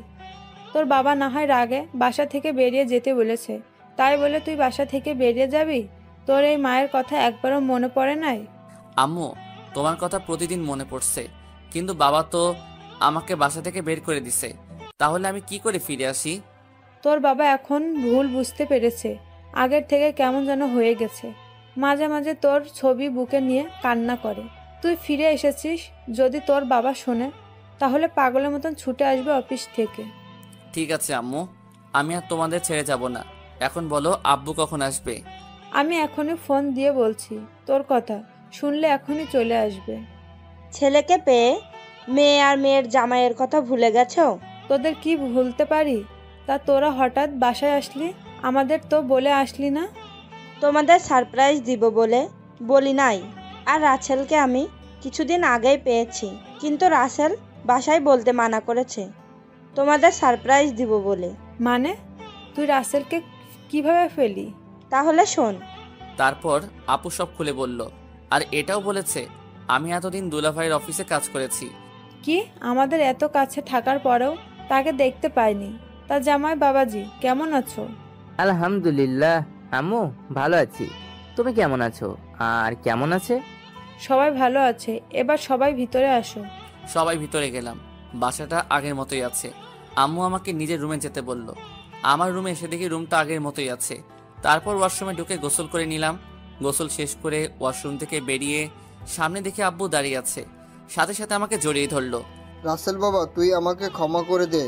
টাকার নেশার কারণে তোর গায়ে হাত তুলেছি, তোকে ঘর থেকে বের করে দিয়েছি। বিশ্বাস কর, তোকে বের করে দেওয়ার পর আমি একটুও ভালো থাকতে পারি নাই। আমি বুঝতে পেরেছি টাকা হলে সব কিছু হয় না। তুই আমাকে মাফ করে দে। আব্বু, এটা তুমি কি করছো? বাবা হয়ে ছেলের কাছে ক্ষমা চেতে হয় না। তোমার উপর অভিমান ছিল, তাই এতদিন দূরে ছিলাম। এখন কোনো অভিমান নেই। আরও কিছুক্ষণ কথা বলে বাবার সাথে নিচে আসলাম। সবাই একসাথে খাবার খেতে বসলাম। আম্মু আমাকে নিজের হাতে খাইয়ে দিল। তারপর রুমে এসে রাফিকে ফোন দিলাম। কেমন আছিস রাফি? আলহামদুলিল্লাহ ভালো আছি। তুই কেমন আছিস? আমিও ভালো আছি। এখন বল, তোরা আব্বু আম্মু কেমন আছে? আর এখন তুই কোথায় আছিস? আব্বু আম্মু অনেক ভালো আছে। আর আমি এখন বাসায় আছি। অফিসে তেমন কাজ ছিল না, তাই লাঞ্চ টাইমে ছুটি হয়ে গেছে। কেন বলতো? কারণ আমি বাড়িতে এসেছি। তাই বললাম, আচ্ছা এখন ঘুমাবো, বিকেলে তোর সাথে দেখা করব। তুই আমাদের কলেজের সামনে চলে আসিস। কি সত্যি? ঠিক আছে, তুই বাসা থেকে বেরিয়ে আসলে ফোন দিস। ঠিক আছে বলে ঘুমিয়ে গেলাম। আপনারা হয়তো ভাবছেন মারিয়ার কথা ভুলে গেছি। আসলে তাকে এখনো ভুলতে পারি নাই। ভোলার চেষ্টা করেছি কিন্তু ভুলতে পারছি না। জীবনে পারবো কিনা বলতে পারি না, তবে তাকে ভুলে যাওয়ার চেষ্টা করতে হবে। ওর মতো মেয়েকে কখনো ভালোবাসা যায় না। বিকেলে ঘুম থেকে উঠে ফ্রেশ হয়ে নিচে আসলাম। নিচে এসে দেখে আব্বু আম্মু আপু দুলা ভাই সবাই সোফায় বসে কফি খাচ্ছে আর গল্প করছে। তাদের বোঝা যাচ্ছে অনেক খুশি। খুশি হওয়ার কারণ আমি 3 বছর পর ছেলে ফিরে এসেছে। আমি সোজা গিয়ে আম্মুর পাশে বসলাম। কিরে বাবা, তোর ঘুম ভেঙেছে? তুই জার্নি করে আসছিস, তাই তোকে ডাকি নাই। আম্মু ভেঙেছে। আমি এখন একটু বাইরে যাব। এখন কোথায় যাবি? আর গাড়ি নিয়ে যাবি নাকি তোর বাইক নিয়ে যাবি? আব্বু গাড়ি নিব না, বাইক নিয়ে যাব। আর আমি রাফির সাথে দেখা করতে যাচ্ছি। ঠিক আছে যা, আর সাবধানে যাস। ওকে আম্মু। বাসা থেকে বেরিয়ে বাইক নিয়ে কলেজের সামনে যেতে লাগলাম। বাইকটা পরিষ্কার ছিল, মনে হয় দারোয়ান চাচা পরিষ্কার করে রাখে। কিছুক্ষণ পর কলেজের সামনে চলে আসলাম। আসার সময় রাফিকে ফোন দিয়ে এসেছি। কিছুক্ষণ পর দেখি রাফি বাইক নিয়ে আমার সামনে আসলো। বাইক আগেরটা অনেক পুরনো হয়ে গেছে। রাফি বাইক থেকে নেমে আমাকে জড়িয়ে ধরলো। কেমন আছিস? আর হঠাৎ করে আসলি? আমাকে তো একটা বার বললি না। তোকে না, বাসার কাউকে বলি নাই। সবাইকে সারপ্রাইজ দিব বলে বলি নাই। তা তোর অবস্থা বল, অফিসে কাজ কেমন চলছে? আলহামদুলিল্লাহ ভালো। তারপর আরো কিছুক্ষণ কথা বলে দুজনে বাইকটা শোরুমের রুমে চলে আসলাম। রাফি আমাকে জিজ্ঞেস করছে এখানে কেন এসেছি। আমি তাকে কিছু বলি নাই। তারপর শোরুমে ঢুকে একটা দামি বাইক কিনলাম। বাইকের নাম বলতে পারবো না, কারণ জীবনে কখনো বাইক চালাই নাই, তাই নামও জানি না। বাইকটা কিনে বাহিরে আসার পর রাফিকে বললাম, এই নে বাইকের চাবি, এটা তোর জন্য কিনেছি। আমি বাইক দিয়ে কি করব? আমার তো বাইক আছে। সেটা তো জানি, দেখছি অনেক পুরনো হয়ে গেছে। এখন থেকে নতুন বাইক চালাবি। তুই সারা জীবন আমাকে দিয়ে যাবি? তোকে কখনো কিছু দিতে পারি নাই। দূর পাগল, বন্ধু বন্ধুকে দিছে, এখানে কান্না করার কি আছে? আমি যতদিন বেঁচে আছি ততদিন তোর পাশে আছি। আরো কিছুক্ষণ আড্ডা দিয়ে বাসায় চলে আসলাম। কলিং বেল চাপ দেওয়ার পর যে দরজা খুলে দিল, আমি তো তাকে দেখে পুরো অবাক হয়ে গেলাম। আপনারা কি ভাবছেন মারিয়া? আরে না, আমার শত্রু জীবন, মানে আমার বন্ধু। কিন্তু ও হঠাৎ আমাদের বাসায় কেন? কিরে, কেমন আছিস? এখনো আমার উপর রাগ করে আছিস? আমি এখন আগের মতো নেই রে। আমি এখন ভালো হয়ে গেছি। প্লিজ তুই আমাকে ক্ষমা করে দে। তোর আব্বু আমাকে ফোন দিয়ে বলেছে তুই ফিরে এসেছিস, তাই তোকে দেখতে আসলাম। আমি তোকে ক্ষমা করে দিছি। আগে অভিমান ছিল, এখন নেই। আর তোর কারণে আব্বু আম্মু সত্যটা জানতে পেরেছে, তাই তোকে মাফ করে দিছি। তাই এতদিন কোথায় ছিলি? তোর কোনো খোঁজ খবর নেই? তাহলে শোন। তারপর সব খুলে বললাম। ও, তা এখন কি করবি? আগে কিছুদিন তোদের সময় দিব, তারপর আব্বুকে রেস্ট দিয়ে আমি অফিস দেখাশোনা করব। তাহলে তো ভালোই। আর তুই জানিস আমি তোদের অফিসে চাকরি করি। তাহলে তো ভালোই হবে। আরও কিছুক্ষণ কথা বলে ভিতরে গেলাম। রাতে জীবন সবার সাথে খাবার খেয়ে বাসায় চলে গেল। আমি রুমে এসে মোবাইল টিপতে টিপতে ঘুমিয়ে গেলাম। এভাবে দেখতে দেখতে 2 মাস চলে গেল। এখন আমি নিজেদের অফিস দেখাশোনা করি। মারিয়ার কথা এখন আর মনে পড়ে না। হয়তো এতদিনে আকাশকে বিয়ে করে সংসার করছে। সারাদিন অফিসে কাজের মধ্যে বিজি থাকি, তাই আর মারিয়ার কথা মনে পড়ে না। আর প্রতিদিন রাইসা আর আম্মুর সাথে ফোনে কথা বলি। আমাদের সবাই যেতে বলছে, কিন্তু কাজের চাপের কারণে যাওয়া হয় না। দুলাভাই আর আপু কিছুদিন থেকে ঢাকায় চলে গেছে। রাতে সবাই মিলে খাবার খেতে বসলাম। হঠাৎ আব্বু বলল, এভাবে আর কতদিন? এবার তো একটা বিয়ে কর। আমার এক বন্ধুর মেয়ে আছে, দেখতে অনেক সুন্দর, তোর সাথে ভালো মানাবে। তোর আব্বু ঠিক কথা বলেছে, তুই একটা বিয়ে কর। আমাদের কি দাদা দাদির হওয়ার শখ নেই? তুই মানা করিস না। ঠিক আছে, তোমরা কথা বলে বিয়ের দিন তারিখ ঠিক করো। তাহলে তুই একবার মেয়েটাকে দেখে আয়, তোর পছন্দ হলে সব কিছু ঠিক করব। আমার পছন্দের দরকার নেই আব্বু, তোমাদের পছন্দ হলে চলবে। তুমি কথা বলে দিন তারিখ ঠিক করো। ঠিক আছে, আমি তাহলে বন্ধুর সাথে কথা বলি। তারও ইচ্ছে তার মেয়ের সাথে আমার ছেলের বিয়ে দিবে। আমি আর কোনো কথা না বলে খাবার খেয়ে রুমে চলে আসলাম। মোবাইল টিপতে টিপতে ঘুমিয়ে পড়লাম। সকালে ঘুম থেকে উঠে ফ্রেশ হয়ে নাস্তা করে গাড়ি নিয়ে অফিসে চলে গেলাম। অফিসের ভিতরে ঢোকার সাথে সাথে সবাই দাঁড়িয়ে সালাম দিল। আমি তাদের বসতে বলে নিজের কেবিনে চলে গেলাম। নিজের কেবিনে এসে জীবনকে ফোন দিলাম। কিছুক্ষণ পর জীবন আমার কেবিনে আসলো।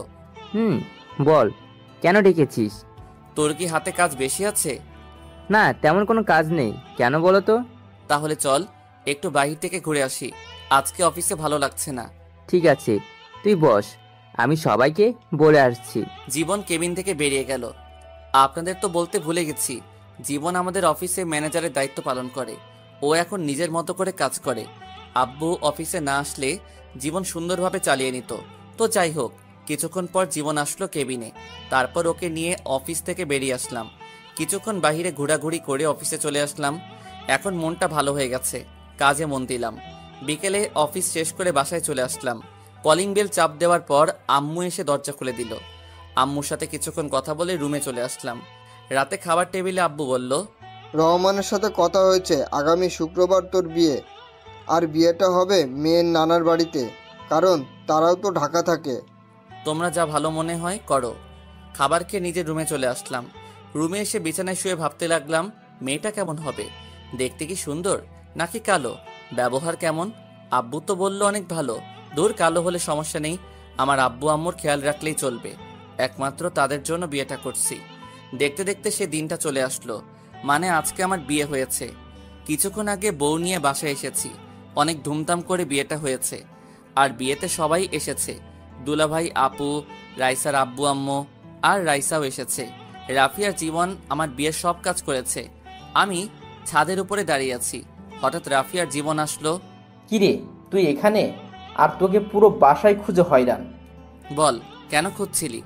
এখন রাত কয়টা বাজে সেদিকে খেয়াল আছে? ভাবি রুমে একা বসে আছে। আর একটু পরে যাই, আমার না কেমন জানি লাগছে। দূর হারামি, নতুন বিয়ে করছিস তো তাই এমন লাগছে। বইয়ের আদর পেলে সব ঠিক হয়ে যাবে। তোর কিন্তু ভাবি হয়, কথাবার্তা সাবধানে বলিস। তোর বউ মানে? আমাদের ভাবি? আমরা বলতেই পারি। এখন বেশি কথা না বলে চল, তোকে রুমে দিয়ে আসি। তারপর আর কি, দুই হারামি আমাকে জোর করে নিচে এনে রুমে ঢুকিয়ে দিয়ে বাহির থেকে দরজা লাগিয়ে দিল। আমিও ভিতর থেকে লাগিয়ে দিলাম। আমি রুমে ঢুকে দেখি দুই হারামি অনেক সুন্দর করে বাসরঘর সাজিয়েছে। বিছানার মাঝখানে বউ ঘোমটা দিয়ে বসে আছে। কিন্তু অবাক করার বিষয় হলো, শুনেছি বাসর করে বউ জামাইয়ের পা ধরে সালাম করে, কিন্তু এই মেয়ে তো কিছুই করছে না। হয়তো ঢাকা থাকে তো, তাই এসব মনে হয় জানে না। কিন্তু শাশুড়ি আম্মা শিখিয়ে দেয় নাই। আমি আস্তে আস্তে বিছানার সামনে গেলাম। যাওয়ার পর হঠাৎ মেয়েটা যেটা বলল, আমি তো মোটেও প্রস্তুত ছিলাম না। আপনি আমার ধারে কাছেও আসবেন না, আমি আপনাকে স্বামী মানতে পারবো না। আমি একটা ছেলেকে ভালোবাসি। তাহলে আমাকে বিয়ে করলেন কেন? আমি এই বিয়ে করতে চাইনি, কিন্তু বাবা আমাকে বলেছে এই বিয়ে না করলে তার মরা মুখ দেখতে হবে, তাই এই বিয়েটা করতে রাজি হয়েছি। তাই বলে আপনি আমার জীবনটা এভাবে নষ্ট করে দিবেন? আরে ভালো তো আমিও একজনকে বাসতাম, কিন্তু আমার একটা ভুলের কারণে সেই মেয়েটা অন্য ছেলেকে ভালোবাসলো। আমি এত কিছু শুনতে চাই না। আমি আপনাকে কিছুদিন পর ডিভোর্স দিয়ে দেব। আপনি আমার ধারে কাছেও আসার চেষ্টা করবেন না। ঠিক আছে, শুধু একটা কথা বলবো, যতদিন আপনি এই বাড়িতে থাকবেন ততদিন আব্বু আম্মুর সাথে ভালো ব্যবহার করবেন। আমি নিজেই আপনাকে আপনার ভালোবাসার মানুষের কাছে দিয়ে আসবো। এখন আপনি ঘুমিয়ে যান। আপনি ঘুমাবেন কোথায়? আমাকে নিয়ে আপনার টেনশন করতে হবে না, আমি সোফায় ঘুমাবো। আপনি একটা বালিশ আর কম্বল দেন। মেয়েটা আমাকে একটা বালিশ আর কম্বল দিল। আমি বালিশ আর কম্বল সোফায় রেখে বেলকনিতে চলে আসলাম। আমার সাথে এটা কি হয়ে গেল? ভেবেছি বিয়ে করে নতুন জীবন শুরু করব, অতীত সব ভুলে যাব। আগে মারিয়া আমাকে কষ্ট দিছে, তাকে ভুলতে অনেক কষ্ট হয়েছে। কিন্তু হঠাৎ যদি নতুন বলে সে অন্য কাউকে ভালোবাসে, তখন নিজের কাছে কেমন লাগে। ও, আপনাদের তো বলতে ভুলে গেছি, আমি এখনো পর্যন্ত মেয়েটার চেহারা দেখি নাই, কারণ মেয়েটা ঘুমটা পড়া অবস্থায় আমার সাথে কথা বলেছে। কিছুক্ষণ বেলকনিতে থেকে রুমে এসে সোফায় শুয়ে পড়লাম। ঘুম কি আর আসে? এসব কিছু ভাবতে ভাবতে কখন ঘুমিয়ে গেলাম। সকালে হঠাৎ কে যেন দরজা ধাক্কাতে লাগলো, সাথে সাথে আমার ঘুমটা ভেঙে গেছে। সোফা থেকে উঠে দরজা খুলে বললাম, দরজা খুলে দেখি রাইসা। ভাইয়া, তোমরা এখনো ঘুম যাও। আম্মু বলেছে তোমাকে আর ভাবিকে নিচে যেতে। ঠিক আছে আপু, তুই যা, ভাইয়া তোর ভাবিকে নিয়ে আসছি। তাড়াতাড়ি আসবে কিন্তু। রাইসা চলে গেল। আমি বিছানার সামনে এসে মেয়েটাকে ডাকতে লাগলাম। মেয়েটার চেহারা এখনো দেখা যাচ্ছে না। মেয়েটা এখনো বিয়ের শাড়ি পরে আছে। এই যে শুনছেন, উঠেন, আম্মু ফ্রেশ হয়ে নিচে যেতে বলছে। আপু চাও তো, আমাকে আরেকটু ঘুমাতে দাও। হাই হাই, এই মেয়ে স্বামীকে কি বলছে? মনে হয় তার বাবা প্রতিদিন সকালে ঘুমটা ভাঙিয়ে দেয়, তাই তার বাবা মনে করছে। ওই, আপনার বাবা এখানে কোথায় থেকে আসবে? আমি আপনার বিয়ে করা স্বামী। গতকাল যে বিয়ে করছেন মনে নেই? মেয়েটা আমার কথা শুনে যেই না তার মুখের উপর থেকে কাপড় সরালো, তখন আমি তাকে দেখে মোটেও প্রস্তুত ছিলাম না। সেও আমাকে দেখে পুরো অবাক হয়ে গেল। তার মানে মারিয়াকে বিয়ে করেছি। আপনারা ঠিকই ধরেছেন, মারিয়া। মারিয়া আমাকে দেখে বিছানা থেকে নেমে জড়িয়ে ধরে কান্না করে দিল। ঠাস করে 2টা থাপ্পড় মেরে দিলাম। তারপর আমি বললাম, তোর সাহস কি করে হয় আমাকে জড়িয়ে ধরার? আর তুই এখানে কেন? তার মানে আমি তোকে বিয়ে করেছি? মারিয়া গালে হাত দিয়ে বলতে লাগলো, আমি তোমার বউ, তাই জড়িয়ে ধরেছি। আর তুমি আমাকে বিয়ে করেছো, তাই তো আমি তোমার রুমে। আমি এই বিয়ে মানি না। যেই মেয়ে আমার গায়ে হাত তুলতে পারে, আমার সামনে অন্য ছেলেকে ভালোবাসে বলে, সে মেয়েকে কখনো আমি স্ত্রী হিসেবে মানি না। বিশ্বাস করো রাসেল, আমি তোমার গায়ে হাত তুলতে চাইনি, কারণ তুমি আমাকে অনেক কষ্ট দিছো। আমার একটা কথা পর্যন্ত শোনো নাই, আমাকে অপমান করে তাড়িয়ে দিছো। তাই তোমার উপর অনেক রাগ হয়, তাই তোমার গায়ে হাত তুলতে বাধ্য হয়েছি। কিন্তু আমি তোমার কাছে ক্ষমা চেয়েছি, কিন্তু তুমি তো আমাকে ক্ষমা করো নাই। আমার সামনে অন্য ছেলেকে ভালোবাসি বলো। ওটা তোমাকে কষ্ট দেওয়ার জন্য বলেছি। তোমার জন্য 1 বছর কষ্ট করেছি। বাসা থেকে বাবা বিয়ের জন্য অনেক চাপ দেয়, তারপরেও আমি বিয়ে করি নাই, একমাত্র তোমার কারণে। আমার বিশ্বাস ছিল আমি তোমাকে ফিরে পাবো, কিন্তু 1 বছর পর যখন তোমাকে পেলাম, তারপরও তুমি আমাকে কথা বলার সুযোগ দাওনি। তুমি ভালো করে জানতে তোমার পাশে আমি কোনো ছেলেকে সহ্য করতে পারি না। আর আমাকে ফোন করে বলো নাই কেন? আমি তোমাকে ভুল বুঝে তো তোমার গায়ে হাত তুলি নাই। তাহলে তুমি কেন আমার গায়ে হাত তুললে? আমি জানি তুমি আমার সাথে কোনো ছেলেকে সহ্য করতে পারো না, আর আকাশ আমাকে জোর করে বাইরে নিয়ে এসেছে, কিন্তু মামাতো ভাই বলে কিছু বলতে পারিনি। আর তুমি রাগ করবে তাই তোমাকে মিথ্যা বলেছি। আর নিজের রাগকে কন্ট্রোল করতে পারি নাই, তাই তোমার গায়ে হাত তুলেছি। আমি মনে করছি তোমাকে কিছুদিন কষ্ট দিয়ে আবার আপন করে নিব, কিন্তু তুমি আর আমার কাছে আসো নাই। তোমার বসের কাছে জানতে পারি তুমি তোমার বাসায় চলে গেছো, আর তোমার বস আমাকে অপমান করে তাড়িয়ে দিছে। তুমি কি মনে করেছো তোমার গায়ে হাত তোলার পর শুধু তুমি কষ্ট পেয়েছো? তোমার থেকে আমি বেশি কষ্ট পেয়েছি। সারা রাত তোমার জন্য কান্না করছি। এরপর আব্বু আম্মুকে না জানিয়ে নানার বাড়ি নিয়ে আসে। আসার পর শুনি আমার নাকি বিয়ে। তখন আমি বিয়ে করব না বলি, কিন্তু আব্বু এমন কথা বলবে আমি ভাবতে পারিনি, তাই বিয়েতে রাজি হয়ে গেলাম। তুমি অনেক দেরি করে ফেলেছো। এখন আমি তোমাকে ভালোবাসি না, আমি অন্য একজনকে ভালোবাসি। আমি বিশ্বাস করি না তুমি শুধু আমার। তুমি আমাকে ক্ষমা করে দাও, তোমাকে অনেক কষ্ট দিয়েছি। তুমি আমাকে যত পারো শাস্তি দাও, আমি মাথা পেতে নিব। আমি এখন কোনো কথা বলতে চাই না। তুমি আমার ধারের কাছেও আসার চেষ্টা করবে না, তাহলে আমার থেকে খারাপ আর কেউ হবে না। আর কোনো কথা না বলে ওয়াশরুমে ঢুকে গেলাম। আমি মনে মনে বলতে লাগলাম, তুমি আমাকে যত কষ্ট দিচ্ছ তোমাকে ততটা কষ্ট দিব, তারপর তোমাকে আপন করে নিব। আমি তো তোমাকে কষ্ট দেওয়ার জন্য অন্য মেয়েকে ভালোবাসি বলেছি। এতদিন তোমার জন্য অনেক কষ্ট পেয়েছি, এখন থেকে আমি তোমাকে কষ্ট দিব। ফ্রেশ হয়ে বেরিয়ে দেখি মারিয়া বিছানায় বসে মাথা নিচু করে কাঁদছে। আমাকে বের হতে দেখে চোখের পানি মুছে ওয়াশরুমে চলে গেল।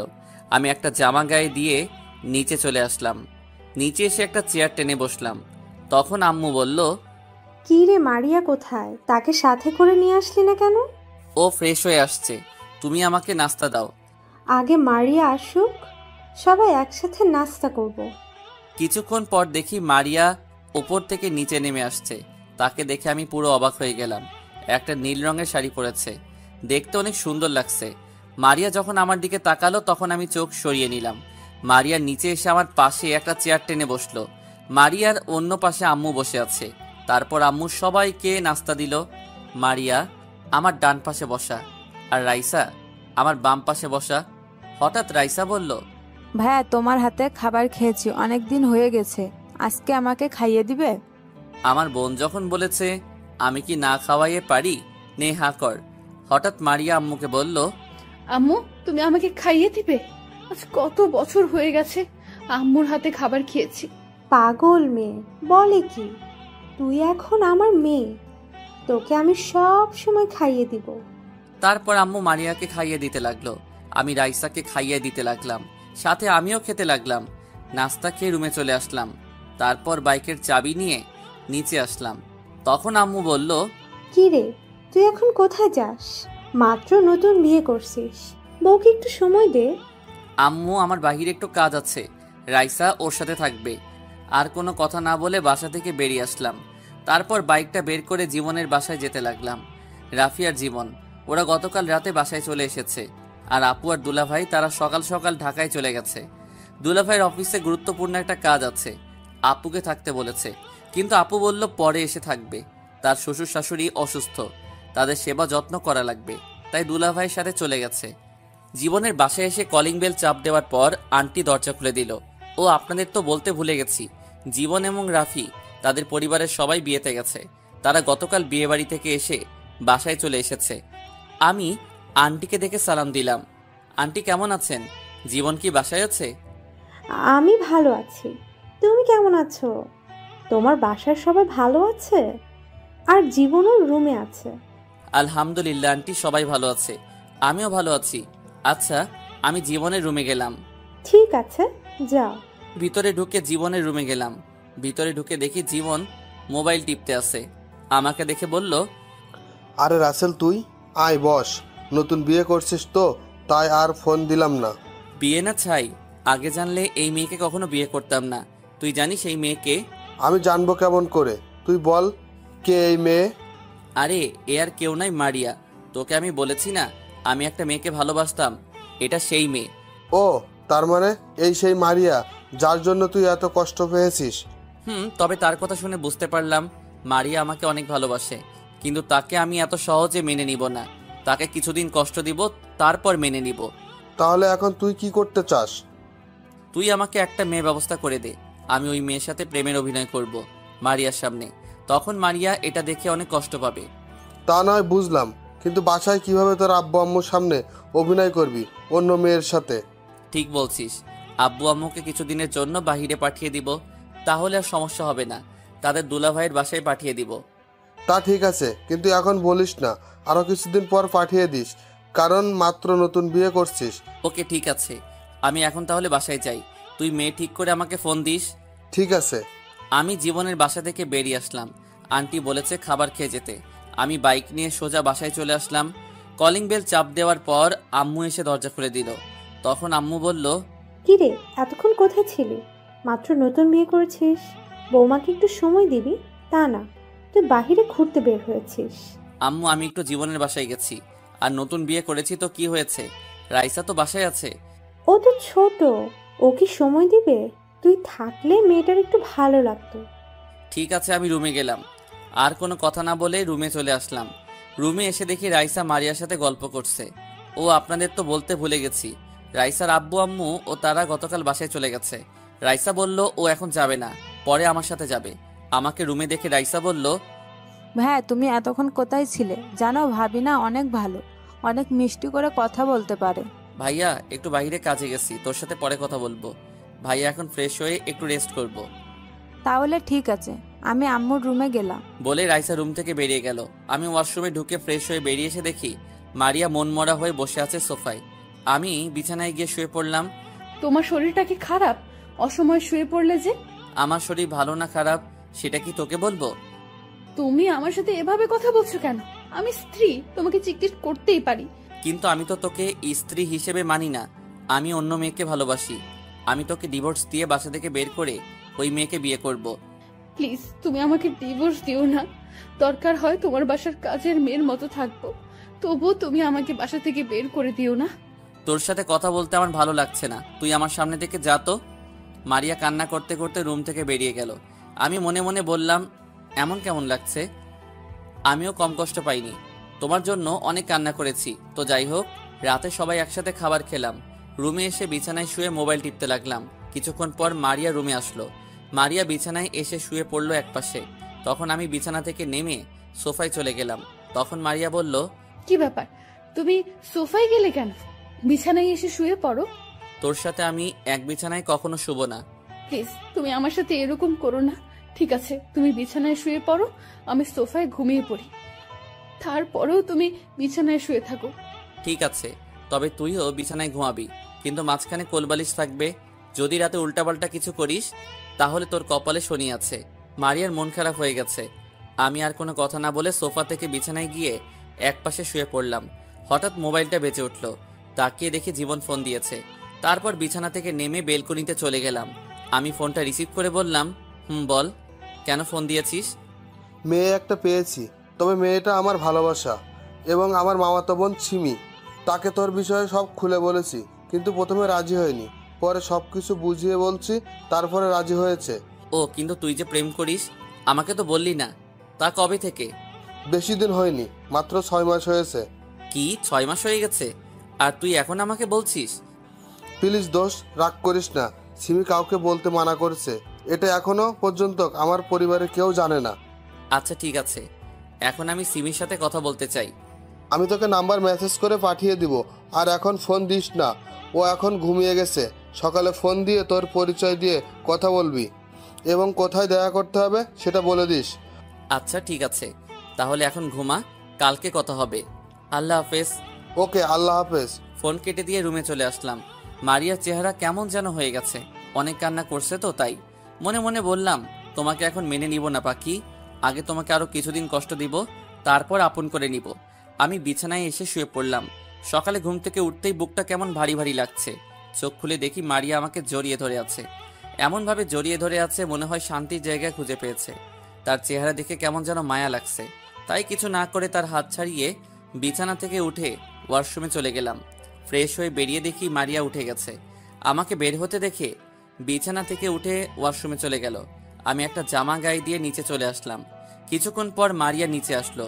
সবার সাথে নাস্তা করে বাসা থেকে বেরিয়ে সিমির নাম্বারে একটা মেসেজ দিলাম, আর এটাও বলে দিলাম আমি জীবনের বন্ধু, আর কোথায় আসতে হবে সেটাও মেসেজ করে দিলাম। সিমি ওকে বলে মেসেজ করলো। আমি বাইক নিয়ে রেস্টুরেন্টে চলে গেলাম। ভিতরে ঢুকে একটা টেবিলে বসে সিমির জন্য অপেক্ষা করতে লাগলাম। প্রায় 10 মিনিট পর একটা মেয়ে আমার সামনে আসলো। মেয়েটাকে দেখে আমি পুরো অবাক হয়ে গেলাম, আর মেয়েটাও আমাকে দেখে অবাক হয়ে গেল। তার মানে সিমি জীবনের মামাতো বোন। আপনারা হয়তো ভাবছেন আমি সিমিকে চিনি কি করে। আসলে সিমি, আমি ঢাকায় যে অফিসে চাকরি করতাম, সিমিও ওই অফিসে চাকরি করত। মারিয়ার সাথে ভুল বোঝাবুঝির পরে তাকে আর দেখি নাই। মারিয়াকে ভালোবাসার পর অফিসে তেমন মেয়েদের সাথে কথা বলতাম না। সিমি আমাকে দেখে বলল, আরে রাসেল, তুমি এখানে?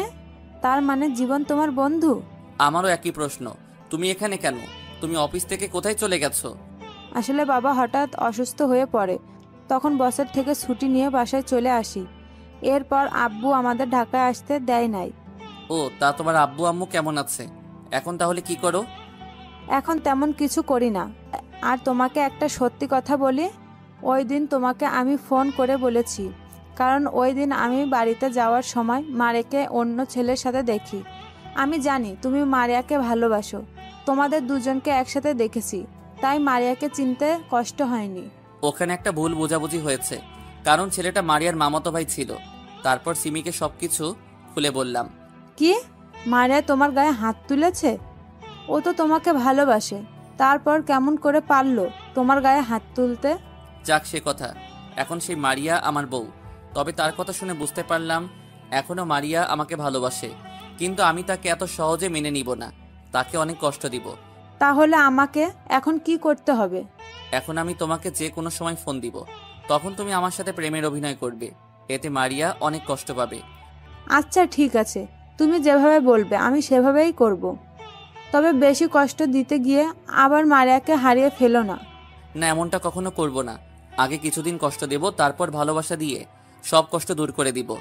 আরও কিছুক্ষণ কথা বলার পর সিমি চলে গেল। আমি বসে না থেকে বাসায় চলে আসলাম। এভাবে দেখতে দেখতে 10 দিন চলে গেল। আমি এখন অফিসে যাওয়া আসা করি। সিমির সাথে মারিয়ার সামনে মোবাইলে কথা বলি। এত মারিয়া মনমরা হয়ে থাকে, আমাকে কিছু বলে না, শুধু কান্না করে। আজকে সকালে আব্বু আম্মুকে আপুর বাসায় পাঠিয়ে দিছি। বাসায় আমি আর মারিয়া আছি। ও, আপনাদের তো বলতে ভুলে গেছি, রাইসাকে তার বাবা এসে নিয়ে গেছে, কারণ তার স্কুল আছে। সকালে আব্বু আম্মুকে বিদায় দিয়ে অফিসে চলে এসেছি। বিকেলে অফিস শেষ করে বাইরে এসে সিমিকে ফোন দিয়ে বললাম আগের সেই রেস্টুরেন্টে আসার জন্য। আমি গাড়ি নিয়ে রেস্টুরেন্টে চলে গেলাম। গাড়ি পার্কিং করে রেস্টুরেন্টের ভিতরে গিয়ে একটা টেবিলে বসলাম। কিছুক্ষণ পর সিমি চলে আসলো। কেমন আছো রাসেল? আমি ভালো আছি, তুমি কেমন আছো? আলহামদুলিল্লাহ, আমিও ভালো আছি। তা কি জন্য রেস্টুরেন্টে আসতে বললে? আব্বু আম্মু আপুর বাসায় চলে গেছে, তোমাকে নিয়ে আজকে বাসায় যাব। কিছুক্ষণ মারিয়ার সামনে অভিনয় করবে, তারপর আমি তোমাকে বাসায় দিয়ে যাব। ঠিক আছে, চলো। তারপর দুজনে রেস্টুরেন্ট থেকে বেরিয়ে গাড়ি নিয়ে সোজা বাসায় চলে আসলাম। কলিং বেল চাপ দেওয়ার পর মারিয়া দরজা খুলে দিল। আমার সাথে সিমিকে দেখে অবাক হয়ে গেল। তখন সিমি বলল, বাবু, এই মেয়েটা কে? ও হচ্ছে আমাদের কাজের মেয়ে, কিছুদিন হয়েছে আম্মু রাস্তা থেকে নিয়ে এসেছে। ও ঠিক আছে, এই মেয়ে আমাদের জন্য কফি বানিয়ে নিয়ে আসো, আমরা রুমে যাচ্ছি। মারিয়া মাথা নিচু করে আমাদের সামনে থেকে চলে গেল। আমি আর সিমি ভিতরে ঢুকে নিজের রুমে চলে আসলাম। কিছুক্ষণ পর মারিয়া কফি নিয়ে আসলো। সিমি কফিটা মুখে দিয়ে কাপটা নিচে ফেলে দিল। তখন সিমি বলল, এটা কি কফি নাকি অন্য কিছু? এত ঠান্ডা কেন? কফি তো গরম ছিল। তুই আমার মুখের ওপর কথা বলিস? এখনই রুমটা পরিষ্কার কর। বাবু, তোমার আম্মু কেন যে এই রাস্তায় মেয়েকে বাসায় আনছে? ঠিক বলছো, এদের মতো মেয়েদের বাসা থেকে বের করে দেওয়া উচিত। শুধু পারছি না, আম্মু তাকে নিয়ে এসেছে। মারিয়া কোনো কথা না বলে কাপের টুকরোগুলো কুড়িয়ে রুম থেকে বেরিয়ে গেল। আমি জানি মারিয়া অনেক কষ্ট পেয়েছে। তারপর আমি বিছানা থেকে নেমে রুমের দরজা বন্ধ করে দিলাম। বিছানায় এসে গায়ের জামাটা খুলে ফেললাম। সিমিকে বললাম, তোমার ঠোঁটের লিপস্টিক আমার জামায় লাগিয়ে দাও। যদি মারিয়া আমার জামাইটা দেখে তাহলে সে ভাববে আমাদের মাঝে কিছু একটা হয়েছে। ঠিক আছে, দাও। সিমি তার ঠোঁট দিয়ে জামায় লিপস্টিক লাগিয়ে দিল। জামাটা গায়ে দিয়ে দুজনের রুম থেকে বেরিয়ে আসলাম। রুম থেকে বেরিয়ে এসে দেখি মারিয়া সোফায় বসে মাথা নিচু করে কান্না করছে। চলো বেবি, তোমাকে বাসায় দিয়ে আসি। আজকে কিন্তু অনেক মজা পেয়েছি, কালকে কিন্তু আবার আসবে। ঠিক আছে, আসবো। এখন চলো। আমি সিমিকে নিয়ে বাসা থেকে বেরিয়ে আসলাম আর সিমিকে তাদের বাসায় নামিয়ে দিয়ে নিজের বাসায় চলে আসলাম। কলিং বেল দেওয়ার পর মারিয়া এসে দরজা খুলে দিল। চেহারা দেখে বোঝা যাচ্ছে অনেক কান্না করছে, চোখ দুটো ফুলে আছে, নিজের কাছে খারাপ লাগছে। আমি কোনো কথা না বলে রুমে চলে আসলাম। ফ্রেশ হয়ে বিছানায় শুয়ে মোবাইল টিপতে লাগলাম। মারিয়া রুমে এসে বলল, খাবার খাবে না? তুমি যে শুয়ে আছো। আমি এখন খাবার খাবো না, সিমির কাছে যেটা খেয়েছি তাতেই পেট ভরে গেছে। আসলে আমি আসার সময় রেস্টুরেন্ট থেকে খাবার খেয়ে এসেছি। মারিয়া বলল, বিয়ের আগে এসব করা কি ঠিক? তুই কিসের কথা বলছিস? আমি কি বলতে চাইছি সেটা তুমি বুঝতে পেরেছো। আমাকে ক্ষমা করে দেওয়া যায় না? আমি আর সহ্য করতে পারছি না। প্লিজ, তুমি আমার সাথে এরকম করো না। আমার অনেক কষ্ট হয়। তোমার সাথে কোনো মেয়েকে আমি সহ্য করতে পারি না। কষ্ট আমিও কম পাইনি। তোর জন্য প্রতিদিন রাতে কান্না করতাম, তোকে আমি ভুলতে পারি নাই। কিন্তু পরে চিন্তা করলাম, তুই যদি আমাকে ছাড়া সুখী থাকতে পারিস তাহলে আমি কেন পারবো না। তাই তো সিমিকে ভালোবেসে ফেলেছি। মেয়েটা অনেক ভালো, আমার কত কেয়ার করে। আমি তো তোমার জন্য একটা বছর কষ্ট পেয়েছি, কিন্তু তুমি 2টা দিন কষ্ট সহ্য করতে পারো নাই। আমি এখন তোর সাথে কথা বলতে চাই না, আমাকে একটু একা থাকতে দে। তোকে দেখলে মাথা গরম হয়ে যায়। মারিয়া আর কোনো কথা না বলে কান্না করতে করতে রুম থেকে বেরিয়ে গেল। আমি মোবাইল টিপতে লাগলাম। কিছুক্ষণ পর মারিয়া রুমে এসে এক পাশে শুয়ে পড়ল। দেখতে দেখতে 1 মাস চলে গেল। মারিয়াকে অনেক কষ্ট দিয়েছি। 1 মাসে রিমি আরো 5-6 বার এসেছে। আব্বু আম্মু বাসায় চলে এসেছে। মারিয়া আগের থেকে অনেক শুকিয়ে গেছে। খাওয়া দাওয়া ঠিক মতো করে না, খালি কান্না করে, মন মরা হয়ে বসে থাকে। তাই ভাবছি মারিয়ার জন্মদিনে তাকে আপন করে নিব। জন্মদিনের এখনো 15 দিন বাকি আছে। সকালে ঘুম থেকে উঠে দেখি মারিয়া আমার পাশে নেই। আমার মনে হয় নিচে চলে গেছে সকালের নাস্তা তৈরি করতে। আমি বিছানা থেকে নেমে ওয়াশরুমে ঢুকে ফ্রেশ হয়ে রেডি হয়ে নিচে চলে আসলাম। একটা চেয়ার টেনে বসলাম। মারিয়া আমাকে নাস্তা দিল। হয়তো ভাবছে আমি খাবো না, কিন্তু তাকে অবাক করে দিয়ে আমি নাস্তা খেতে লাগলাম। মারিয়ার মুখে খুশির ছাপ দেখছি, কারণ আগে মারিয়া আমাকে নাস্তা দিলে আমি খেতাম না, নিজের হাতে নিয়ে খেলাম। নাস্তা করে আব্বু আম্মুকে বলে বাসা থেকে বেরিয়ে এসে গাড়ি নিয়ে অফিসে চলে আসলাম। অফিসের ভিতরে ঢুকে নিজের কেবিনে চলে গেলাম। বসে বসে একটা ফাইলের কাজ করতে লাগলাম। হঠাৎ দরজার সামনে দাঁড়িয়ে রাফি বলল, ভিতরে আসবো? আরে রাফি, আয় বস, তোর অনুমতি লাগবে না। তা হঠাৎ আমার অফিসে? তোকে একটা দাওয়াত দিতে এসেছি। আগামী শুক্রবার আমার বিয়ে। তোর আব্বু আম্মু ভাবি তুই সহ চলে আসবি। কি বলছিস? তোর বিয়ে আমি আসবো না? তা মেয়েটা কে? আমি যে অফিসে কাজ করি ওই অফিসে তিথি কাজ করে। তিথি আমাকে অফিসে দেখে পছন্দ করে, তারপর ওর আব্বু আম্মুকে আমাদের বাসায় পাঠায়। যাক, ভালো হলো। তোর বিয়েটা হয়ে গেলে জীবন বাকি থাকবে। ঠিক আছে, তুই কাজ কর, বিয়ের 2 দিন আগে কিন্তু ভাবিকে নিয়ে চলে আসবি। আমি জীবনের রুমে গেলাম, তাকে দাওয়াতটা দিয়ে আসি। ঠিক আছে, তাহলে যা। রাফি কেবিন থেকে বেরিয়ে গেল। আমি কাজে মন দিলাম। বিকেলে অফিস থেকে বেরিয়ে এসে গাড়ি নিয়ে বাসায় চলে আসলাম। কলিং বেল চাপ দেওয়ার পর মারিয়া দরজা খুলে দিল, কিন্তু আমি মারিয়াকে দেখে অবাক হয়ে গেলাম। তার দিকে তাকিয়ে রইলাম, কারণ মারিয়া আজকে শাড়ি পরেছে। দেখতে অনেক ভালো লাগছে, আবার খারাপও লাগছে, কারণ মারিয়ার চেহারা আগের মতো নেই। আমি কোনো কথা না বলে রুমে চলে আসলাম। মারিয়া হয়তো কষ্ট পেয়েছে, আমি তাকে কিছু বললাম না। রুমে এসে ওয়াশরুমে ঢুকে গেলাম। ফ্রেশ হয়ে বাইরে এসে দেখি মারিয়ার সামনে দাঁড়িয়ে আছে। তখন মারিয়া বলল, আমাকে কেমন লাগছে? আমি কোনো কথা বললাম না। তখন মারিয়া আবার বলল, কি হলো, কথা বলছো না কেন? আমাকে কেমন লাগছে একটু বলো না। ভালো লাগছে। মারিয়া হয়তো এমন বলবো আশা করেনি। মারিয়া আর কোনো কথা না বলে ওয়াশরুমে চলে গেল। কিছুক্ষণ পর শাড়িটা চেঞ্জ করে বাইরে আসলো। কোনো কথা না বলে রুম থেকে বেরিয়ে গেল। আমিও আর দাঁড়িয়ে না থেকে নিচে চলে আসলাম। সবাই মিলে খাবার খেতে লাগলাম। তখন আমি বললাম, আব্বু আম্মু, রাফির বিয়ে আগামী শুক্রবার। আজকে অফিসে এসে দাওয়াত দিয়ে গেছে, সবাইকে যেতে বলেছে। ঠিক আছে, আমরা সবাই যাব। তারপর খাবার খেয়ে রুমে চলে আসলাম। রুমে এসে বিছানায় শুয়ে মোবাইল টিপতে লাগলাম। কিছুক্ষণ পর মারিয়া রুমে আসলো। দরজা বন্ধ করে আমার পাশে এসে এমন কিছু করবে, আমি তো অবাক হয়ে গেলাম। মারিয়া আমার পাশে শুয়ে আমাকে জড়িয়ে ধরলো। আমি মারিয়াকে জোর করে ছাড়িয়ে বিছানায় বসে বললাম, তোর সাহস তো কম নয়, তুই আমাকে জড়িয়ে ধরেছিস কেন? আমি তোকে বলছি না আমার কাছে কখনো স্বামীর অধিকার পাবি না? আর একবার যদি তুই করে বলছো তাহলে মাথা ফাটিয়ে দিমো। তুমি কি মনে করেছো আমি কিছুই জানি না?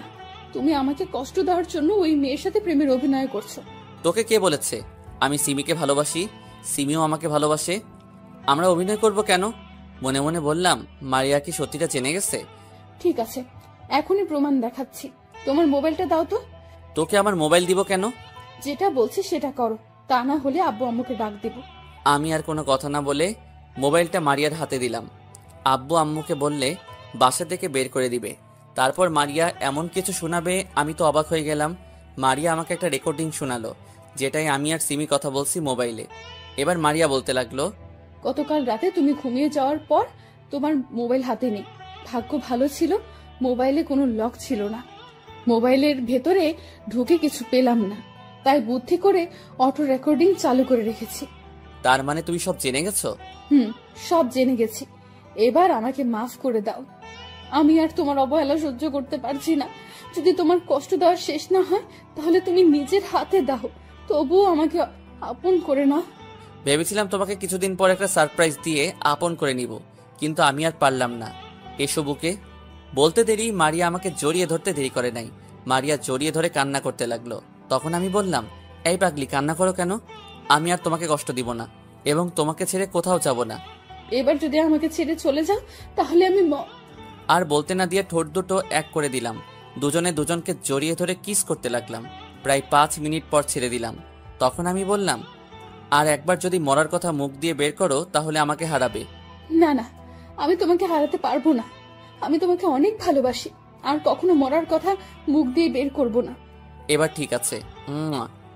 আচ্ছা, তুমি বলেছিলে সারপ্রাইজ দিবে, তা কিসের সারপ্রাইজ? সেটা সময় হলে জানতে পারবে। চলো দুজনে একটু রোম্যান্স করি। তা করো। তোমাকে কেউ ধরে রাখছে? আমি মারিয়াকে বিছানায় ফেলে দিয়ে বুকের উপর শুয়ে তার ঠোঁট দুটো এক করে দিলাম। তারপর আর কি আমি আর বলতে পারবো না, কারণ এখন রমজান মাস। সকালে ঘুম থেকে উঠতে দেখি মারিয়া আমাকে জড়িয়ে ধরে শুয়ে আছে। তার শরীরে কাপড় নেই। হঠাৎ মারিয়ার গলার নিচে একটা তিল দেখে নিজেকে কন্ট্রোল করতে পারলাম না। ওই তিলটাই কিস করতে লাগলাম। মারিয়া আমার মাথার চুল খামচে ধরল। তারপর আর কি, সকালবেলা আরেকবার হয়ে গেছে। দুজনে একসাথে ওয়াশরুমে গিয়ে ফ্রেশ হয়ে বেরিয়ে আসলাম। আমি অফিসে যাওয়ার জন্য রেডি হচ্ছি। মারিয়া আয়নার সামনে দাঁড়িয়ে চুল শুকাচ্ছে। আমি মারিয়াকে পিছন থেকে জড়িয়ে ধরলাম। তখন মারিয়া বলল, তোমার রোম্যান্স শেষ হয়নি? সারা রাত ঘুমাতে দাও নাই, আবার সকালেও শুরু করছো। হঠাৎ তুমি এত রোমান্টিক হলে কবে থেকে? এমন একটা সুন্দরী বউ থাকলে খালি আদর করতে মন চায়। এখন ছাড়ো, আব্বু আম্মু আমাদের জন্য অপেক্ষা করছে। মারিয়াকে ছেড়ে দিলাম। তারপর দুজনে একসাথে নিচে গেলাম। আমি আর মারিয়া দুটো চেয়ার টেনে বসলাম। তারপর নাস্তা করে অফিসে চলে আসলাম। দেখতে দেখতে রাফি বিয়ের দিন চলে আসলো। কালকে বিয়ে, আজকে গায়ে হলুদ। সকাল থেকে রাফি ফোন করে যাচ্ছে। আব্বু আম্মুকে সকালে পাঠিয়ে দিছি। আমি আর মারিয়া এখনো বাসায়। রুমে আমি আর মারিয়া রেডি হতে লাগলাম। আমার রেডি হওয়া শেষ, কিন্তু মারিয়ার এখনো হয়নি, কারণ মারিয়া শাড়ির কুচি পরতে পারছে না। আমি মারিয়ার হাত থেকে কুচিটা হাতে নিয়ে পরিয়ে দিলাম। মারিয়া চোখ বন্ধ করে ফেললো। মারিয়ার পেটে একটা কিস করলাম। মারিয়া কেঁপে উঠল। বসা থেকে দাঁড়িয়ে দেখি মারিয়া এখনো চোখ বন্ধ করে আছে। আমিও আর সুযোগ মিস করি নাই। মারিয়ার ঠোঁট দুটো এক করে দিলাম। প্রায় 2 মিনিট পর ছেড়ে দিলাম। তোমার কি খালি কিস করতে মন চায়? কি করবো বলো, তোমার এই গোলাপি ঠোঁট দেখলে কিস করতে মন চায়। এখন চলো, পরে অনেক সময় পাবে রোম্যান্স করতে, এমনি অনেক দেরি হয়ে গেছে। আমি আর মারিয়া রুম থেকে বেরিয়ে বাসার বাইরে চলে আসলাম। গাড়ি নিয়ে দুজনে একসাথে গে মার্কেটে গেলাম। মার্কেট থেকে উপহার নিয়ে রাফির বাসায় চলে আসলাম। বাড়িটা অনেক সুন্দর করে সাজিয়েছে। গাড়ি পার্কিং করে দুজনে ভিতরে গেলাম। ভিতরে ঢুকে দেখি অনেক মেহমান এসেছে। জীবন আর সিমিও এসেছে। আমাদেরকে দেখে দুজনেই সামনে আসলো। তখন সিমি বলল, ভাবি তুমি আমাকে ক্ষমা করে দাও, তোমার সাথে নানান ধরনের কথা বলেছি। আমাকে এসব করতে বলেছে তোমার জামাই। আমি সব জানি, সমস্যা নেই, এটা আমার কপালে ছিল। এখানে দাঁড়িয়ে কথা বলবি? চল রাফির কাছে যাই সবাই। তোমরা 2 বন্ধু যাও, আমি আব্বু আম্মুর সাথে দেখা করে আসি। ঠিক আছে যাও। মারিয়া আর সিমি চলে গেল। আমি এবার জীবনকে বললাম, তোকে যা বলেছি সবকিছু ঠিকঠাক ভাবে করেছিস? একবারে সব ঠিক মতো করা শেষ, এখন শুধু সময়ের অপেক্ষা। চল রাফি রুমে চাই, ওর সাথে কিছুক্ষণ দুষ্টামি করে আসি। অনুষ্ঠান শুরু হতে এখনো বাকি আছে। তারপর জীবন আর আমি রাফির রুমে গেলাম। হাই হাই, রাফির রুমে এসে দেখি সব ময়দা সুন্দরী। রাফি আমাদের দুজনকে দেখে মেয়েগুলোকে বাইরে যেতে বলছে। সব মেয়েরা বাইরে গেল। শালা তোর আসতে এত দেরি হলো কেন? আমার বিয়ের সময়ও তোর কাজ করতে হয়? ওই হারামি, তুই কাকে শালা বলিস? আমার বোনের বিয়ে হয়ে গেছে, এখন এত কথা বাদ দে। সব কাজ শেষ। শেষ। আমি জীবন আর সিমি 3 জনে মিলে সবকিছু সাজিয়ে রেখেছি। ওকে ঠিক আছে, এখন সময়ের অপেক্ষা। তারপর 3 জনে মিলে কিছুক্ষণ কথা বললাম। কথা বলতে বলতে রাফির অনুষ্ঠানের সময় হয়ে গেছে। রাফিকে সাজিয়ে স্টেজে নিয়ে আসলাম। রাফির হলুদ লাগানো শেষ। এখন 12টা বাজতে আর মাত্র 5 মিনিট সময় আছে। রাফি, জীবন আর সিমি তারা চলে গেছে ছাদে। আমি মারিয়ার চোখ বেঁধে ছাদে নিয়ে আসলাম। তখন মারিয়া বলল, কি ব্যাপার, তুমি আমাকে কোথায় নিয়ে আসলে? আগে তোমার চোখ খুলে দেই। আমি মারিয়ার চোখের বাঁধন খুলে দিলাম। আর সবাই একসাথে মারিয়াকে বলতে লাগলো, happy birthday to you Maria. আমি মারিয়ার সামনে হাঁটু গেড়ে বসে বলতে লাগলাম, পৃথিবীর সবকিছু মিথ্যা হলেও ছেলেদের চোখের অশ্রু কখনো মিথ্যা হয় না। কারণ মেয়েরা খুব কষ্ট না পেলে কখনো তাদের দামি অস্ত্র ঝরায় না। যদি মন কাঁদে আসবো বর্ষা হয়ে, যদি মন হাসে আসবো রোদ্দুর হয়ে, যদি মন ওড়ে আসবো পাখি হয়ে, যদি মন খোঁজে আসবো তোমার জান হয়ে। I love you Maria and happy birthday to you.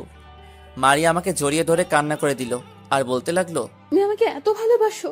আমিও তোমাকে অনেক ভালোবাসি রাসেল, কখনো ছেড়ে যাব না। আমার তো মনে ছিল না আজকে আমার জন্মদিন, তুমি সব সময় আমার জান হয়ে থাকবে।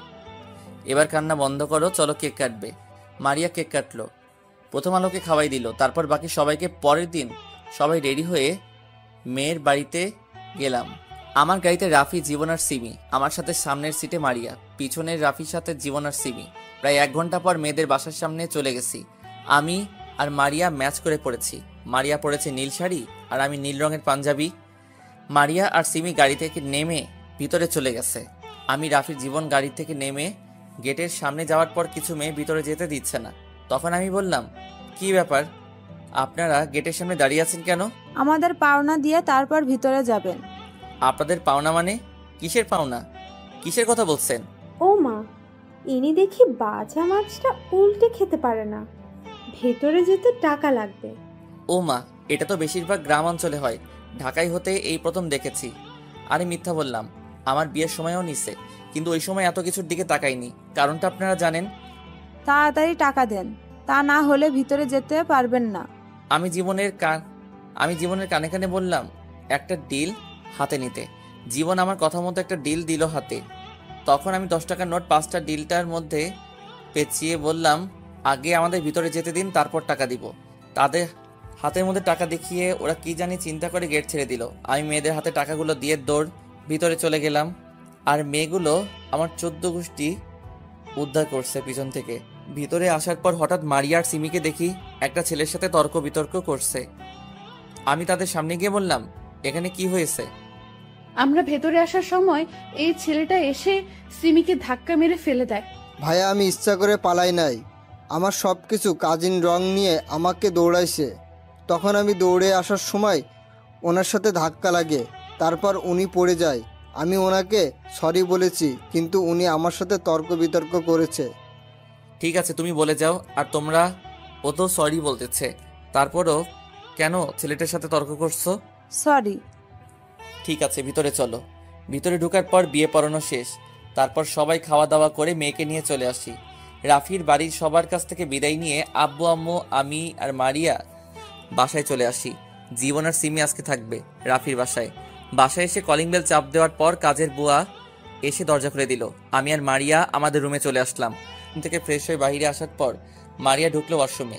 মারিয়া গেল ফ্রেশ হয়ে এসে বিছানায় শুয়ে আমাকে জড়িয়ে ধরে বলল, আজকে বিয়ে বাড়িতে দেখছি মা তাদের ছেলে মেয়েকে কি সুন্দর করে খাবার খাইয়ে দেয়। তো কি হয়েছে?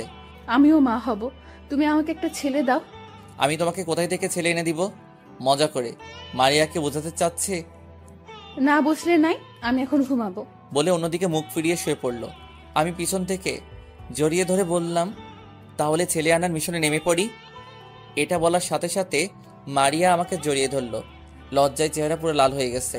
তারপর আর কি শুরু হয়ে গেল মিশন। এই মেয়েরা রোজা রাখেন নাই? আর কি দেখেন, রোজার সময়গুলো এগুলোর মানুষ দেখে না। সবাই খারাপ বলবে। ধন্যবাদ সবাইকে, পাশেই থাকবেন।